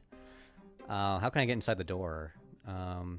Check or look. Can I look at the house? Look at house. The house is a beautiful colonial house, which is painted white. It is clear that the owners must have been extremely wealthy. Break window. What do you want to break the window with? Fist. Can I look around? West of house. You were standing in a... I already did that. I checked the mailbox. Walk east. The door is boarded and you can't remove the boards. Okay, so I'm west of the house. Walk west. Forest. This is a forest with trees in all directions. How is something like this made? Well, if you're interested in how Zork was made, you can go check out the Zork repository on GitHub. So, historical source, Zork 1. Surely the game had a manual with commands. I bet it did, but a lot of these, I've played enough of these that I feel like I could figure it out. To the east, there appears to be sunlight. Walk west some more. You need a machete to go further. Okay. Go north. Clearing. You are in a clearing with a forest surrounding you on all sides. A path leads south. On the ground is a pile of leaves. Look at leaves. There's nothing special about the pile of leaves. Jump in leaves. Very good. This game is amazing. This game is amazing. Very good. Now you can go to the second grade. The people who made this game are so funny. Okay, go east. I should be north of the house now. Oh, forest. This is a dimly lit forest with large trees all around. Go east. The forest thins out, revealing impassable mountains. I probably can't go east anymore. The mountains are impassable. Go south. Forest. You hear the distance. You hear in the distance the chirping of a songbird. Can I go east here? I'm still in the forest. Go east some more. The mountains are impassable. Go north. You hear the distance chirping of songbird.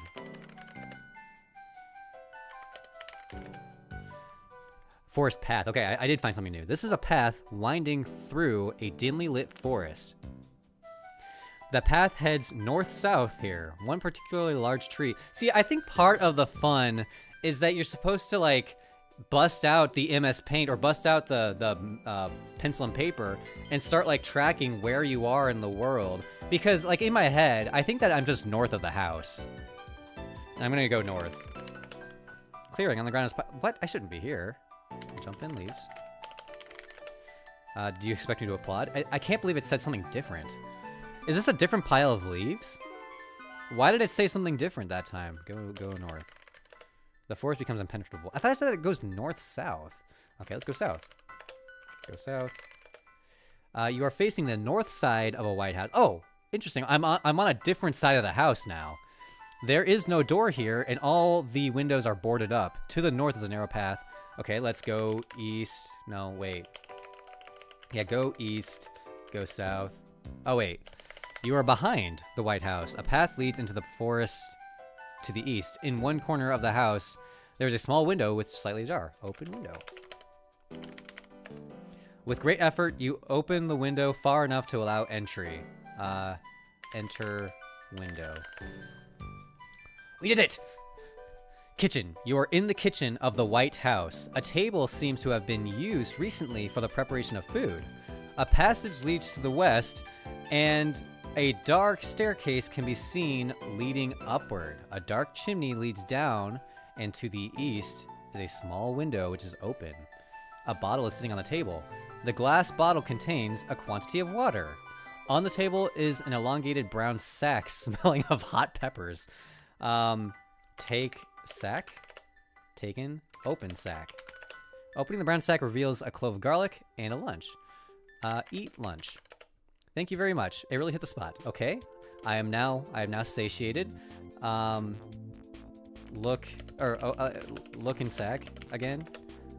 Okay, I still have the clove of garlic. I'm gonna save that one for later.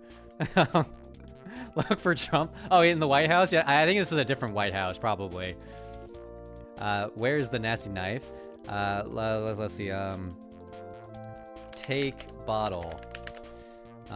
Look at bottle. Quantity of water. Okay. Look around. Kitchen. You're in the kitchen of the White House. News. Dark chimney. Look at chimney. The chimney leads downward. It looks climbable. Climb down chimney. Only Santa Claus climbs down chimneys. These people are so rude. I just have to say. I tried to make a simple game like Pong, but when I got to the coding part, it ended up almost causing my computer to crash and break from excessive bugs and broken code. Definitely take a step back. So Pong can be coded like using a really simple engine. What engine were you using, by the way? What framework? Child Cat, is she on screen? I wish she would come out. Corey lived in the kitchen of the White House. Oh yeah, Corey in the house? Yeah, where is Corey? I don't know the word Corey. I can't. Looks climbable. But I'm not Santa Claus. Okay. Go upstairs. Look around.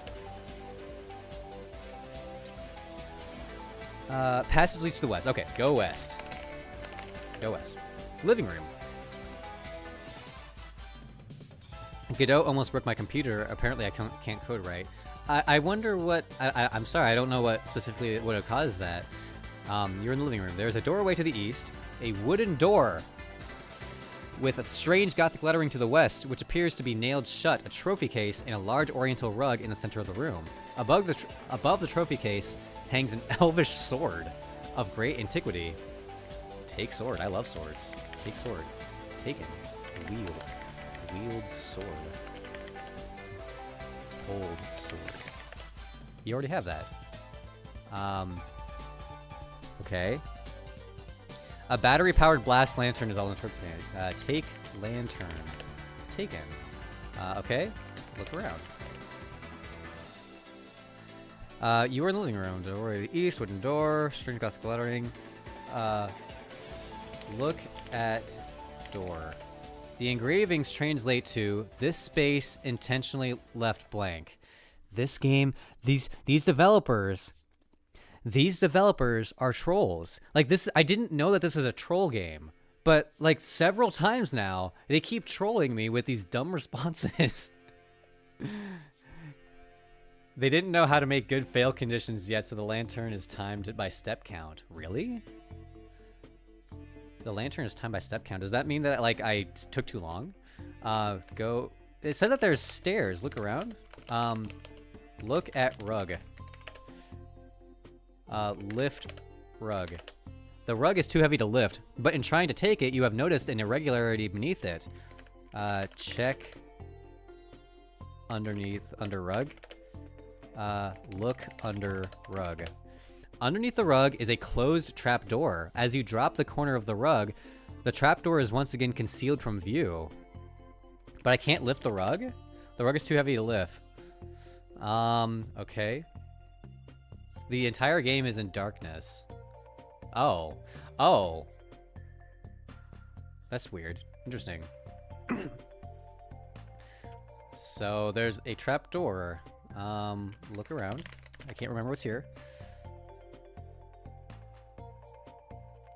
Look in trophy case. I think I already did that. Trophy case is empty. I started to make video games now, but I'm lost in programmation. Can you give me a tip about how to learn code? The only way to learn code is to start simple and take it one step at a time. So follow tutorials is a great way to like ease yourself into it. I'd say ease yourself into it with tutorials, ease yourself into it with videos, practice along, code along with other people's code, and just get a feel for it. And once you can actually get things running, even if you're using other people's code, even if you're just following along with a tutorial, at least that got you started. At least that got the fundamentals in place. Then you can take a step back and say, okay, I'm going to try making my own game, something simple like Pong. This is the one I always talk about, or Space Invaders. To add Chalcat to Moonshire? I would totally like to add Misty to the game. Let's go east. Look around. I thought they said there were stairs. Staircase. Staircase. There was no verb in that sentence. Climb. Staircase. You have moved into a dark place. It is pitch black. You are likely to be eaten by a grue. Okay, I do remember this part. Turn on lantern. Okay, the brass lantern is now on. Attic. This is the lantern. Or sorry, this is the attic. The only exit is a stairway leading down. Oh, what? Oh. A large coil of rope is lying in the corner. On a table is a nasty looking knife. Oh, that's the nasty. Okay. Take rope. Take knife. Taken. I sent you that 3D maze. Imagine moving like, yes, this game would be so good. Like if Zork was added like a first person GUI or something like that, that'd be awesome. I bet there are mods that add like visuals. The only exit is a large coil of rope is lying in the corner. On the table is a nasty looking knife.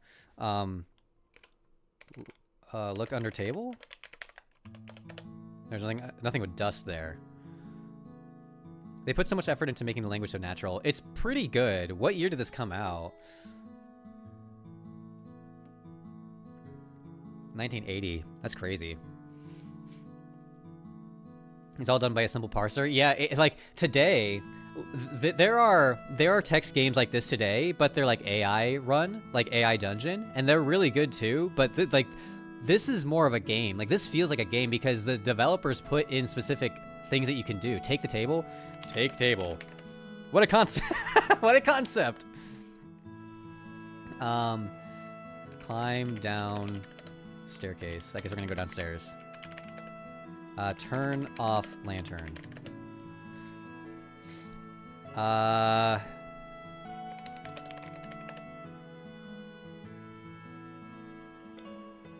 Open cabinet. Is there a cabinet in here? Open. I don't know. Take kitchen. An interesting idea.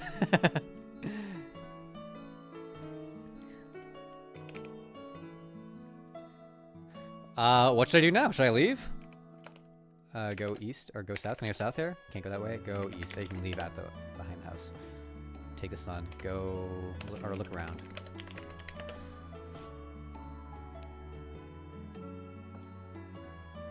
It move rug? Okay. I'll try that. Go west. Go west. Move rug. With great effort, the rug... That's pretty rude. The rug is moved to the one side of the room, revealing the dusty cover of a closed trapdoor. Open door. Yeah, so to clarify, I typed lift rug, and you were supposed to say move rug. Thank you, the Lord of the Mark. I needed that. Open trapdoor. The door reluctantly opens to reveal a rickety staircase descending into darkness. Go down. It is pitch black. You are likely to be eaten by a grue. The trapdoor crashes shut, and you hear someone barring it. Oh, that's scary. It is pitch black. You are likely to be eaten by a grue. Your sword is glowing with a faint blue glow. Wow, it's like Lord of the Rings. Turn on lantern. The brass lantern is now on. Cellar. You are in a dark and damp cellar with a narrow passageway leaning north and a crawlway to the south. On the west is the bottom of a steep metal ramp, which is unclimbable. Check ramp. Oh, he doesn't know how to check. Climb ramp. Climb ramp. It's impossible. You slide back down. Take the Gru. I don't think I can take the Gru. Gru, you can't take a Gru because Grus are just like incorporeal beings. They don't have any, they are immaterial, I think.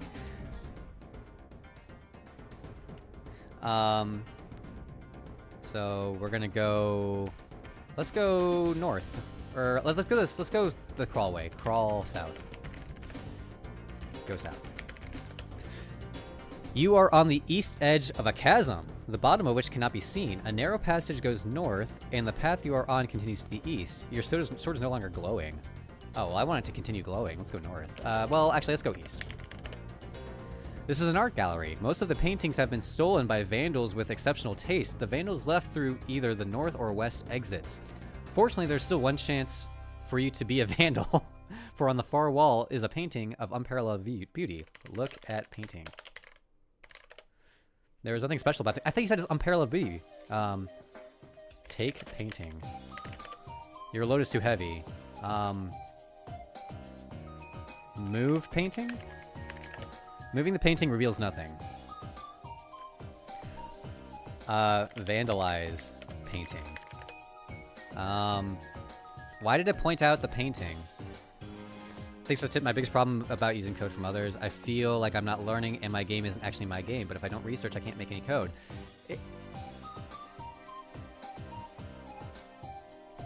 If you are learning how to paint, my recommendation is you should watch and follow along with some Bob Ross videos. Because Bob Ross has videos where he's just painting and you paint along with him.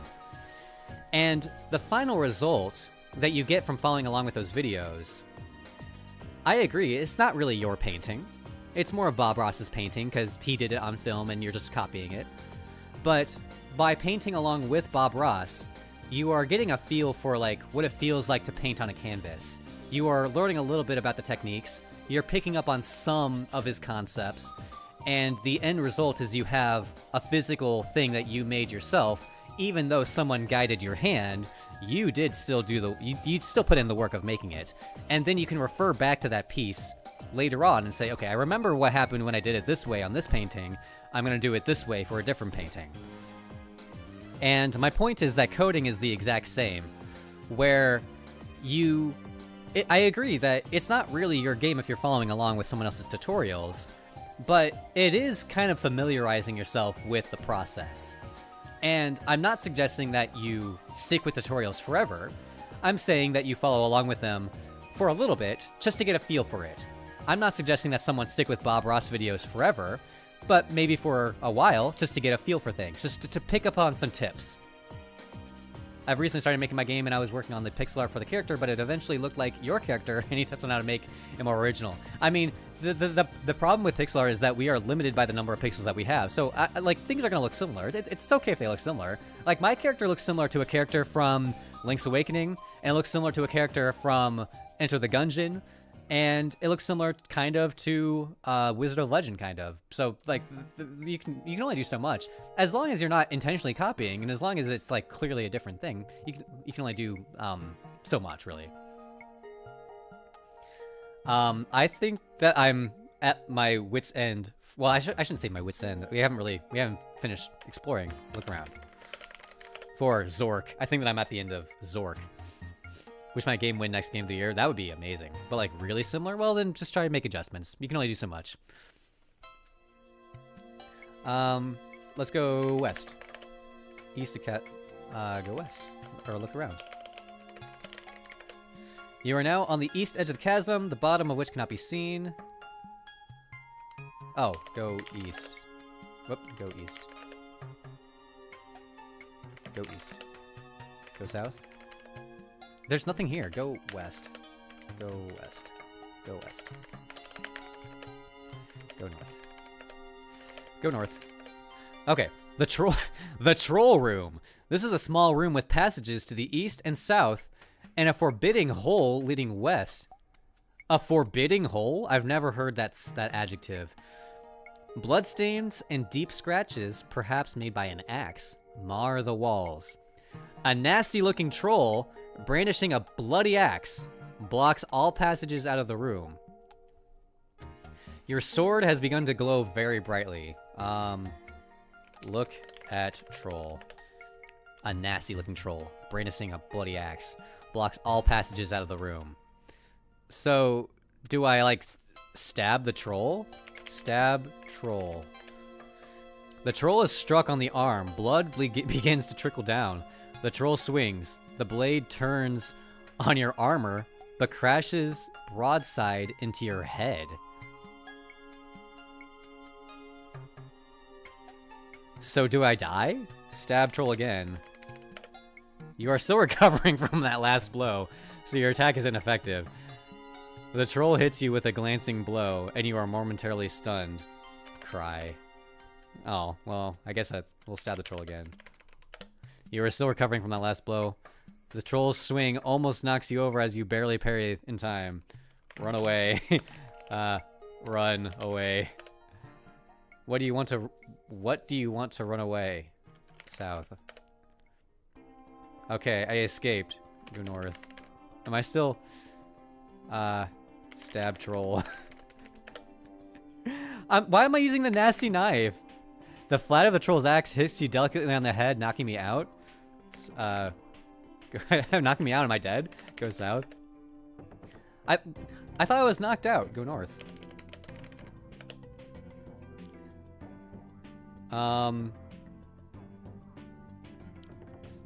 Slash with sword. Stab troll again. But the troll jumps nimbly aside. The flat of the troll's axe hits you delicately on the head. Go south. Take the troll. Go north. Oh. Stab troll. This is not working. A good slash, but it misses the troll by a mile. The troll's axe barely misses your ear. So, like, what do I do? Take troll? That's not gonna work. Take troll. The troll spits in your face, grunting, "Better luck next time," in a rather barbarous accent. The flat of the troll's axe hits you delicately on the head, knocking me out. Why does it hit me so delicately? Like, this is a very kind troll. This is just RNG of fighting. Go south. Go north. Stab troll. The haft of your nappy knocks out the troll. Nice. Search troll. Find nothing unusual. Look around. Okay, the troll room. This is a small room with passages. Yes, yes, yes. There's a bloody axe. Take axe. All passages out of the room are open. I went north. Let's go east. Go east. Well, look at look at hole. Look at hole. It says there's a forbidding hole. Go west. I want to look at this hole. I thought it was knocked out. It says the troll fends you off with a menacing gesture. Oh, the troll stirs. Oh no! Oh no! Oh no! Oh no! Oh no! Stab troll. Oh no! I got the troll neatly removes your head. Okay. Well, on that note, I think that we've accomplished enough in the world of Zork. Why did we play that? I don't remember, but I like it. Dude, I love this game. I played this back when I was in high school. It's really cool. That was better. That was better than I remember it being. Because I don't even remember making it down into the cellar, if I'm being honest. If you think that the 3D visuals awesome, I could probably make it, though. I just don't know how to make a text-based game. Oh, well, I mean, dude, like, it's a lot of work to make it a full game. I'm not saying that you should make Zork visualize. In fact, I think it already exists. So if you want to make that, sure, but don't make it for anyone else. Like, and also, I would say try making your own text-based game. I wouldn't try recreating someone else's game. I would try, if you think that would be a cool format for a game, then try making your own format or your own story. Mob came from mud. Yes, yes. Zork, mud, mob. That is the answer. But that gives us a pretty good stopping point. On that note, I'm going to call it quits for the day. That was a very, very good stream. Thank you all for being here, and thank you for hanging out with me while I show off some of the new stuff. Play a console-based game. I can make one enough for people to play. I mean, go for it. Yeah, go ahead and make a console game. It's really hard to make a console game, but I would think it's cool to make a text-based game with visuals that are 3D. Well, yeah, that's kind of the weird part, is that text-based games don't have any visuals. So you could make a text-based game with 2D visuals, and that's already unique, or a text-based game with 3D visuals. So whatever you're thinking. It sounds like you're saying like the maze aspect can handle the navigation, because like in Zork, like we were just seeing, I was like going north, go west, and there was like some spatial positioning that was all kind of conceptual. You couldn't see it. And it would be cool, Dan, if your like map system that had the 3D interface was used for something like that. I think that could work. But the thing is, like, I think that a lot of games back in the day did use something like that. Dungeon crawling using a first person like perspective. Even something like Elder Scrolls 1, it's not the same, but it is kind of similar, where it's like a really simple first person view of a 2.5D world, you know. Take it easy. Yep. On that note, I'm gonna kind of call it quits. I'm gonna go get my food and then go get my McDonald's Moonshire Monday, and I will be back next week. Thank you all for being here, and I will see you all then. Bye.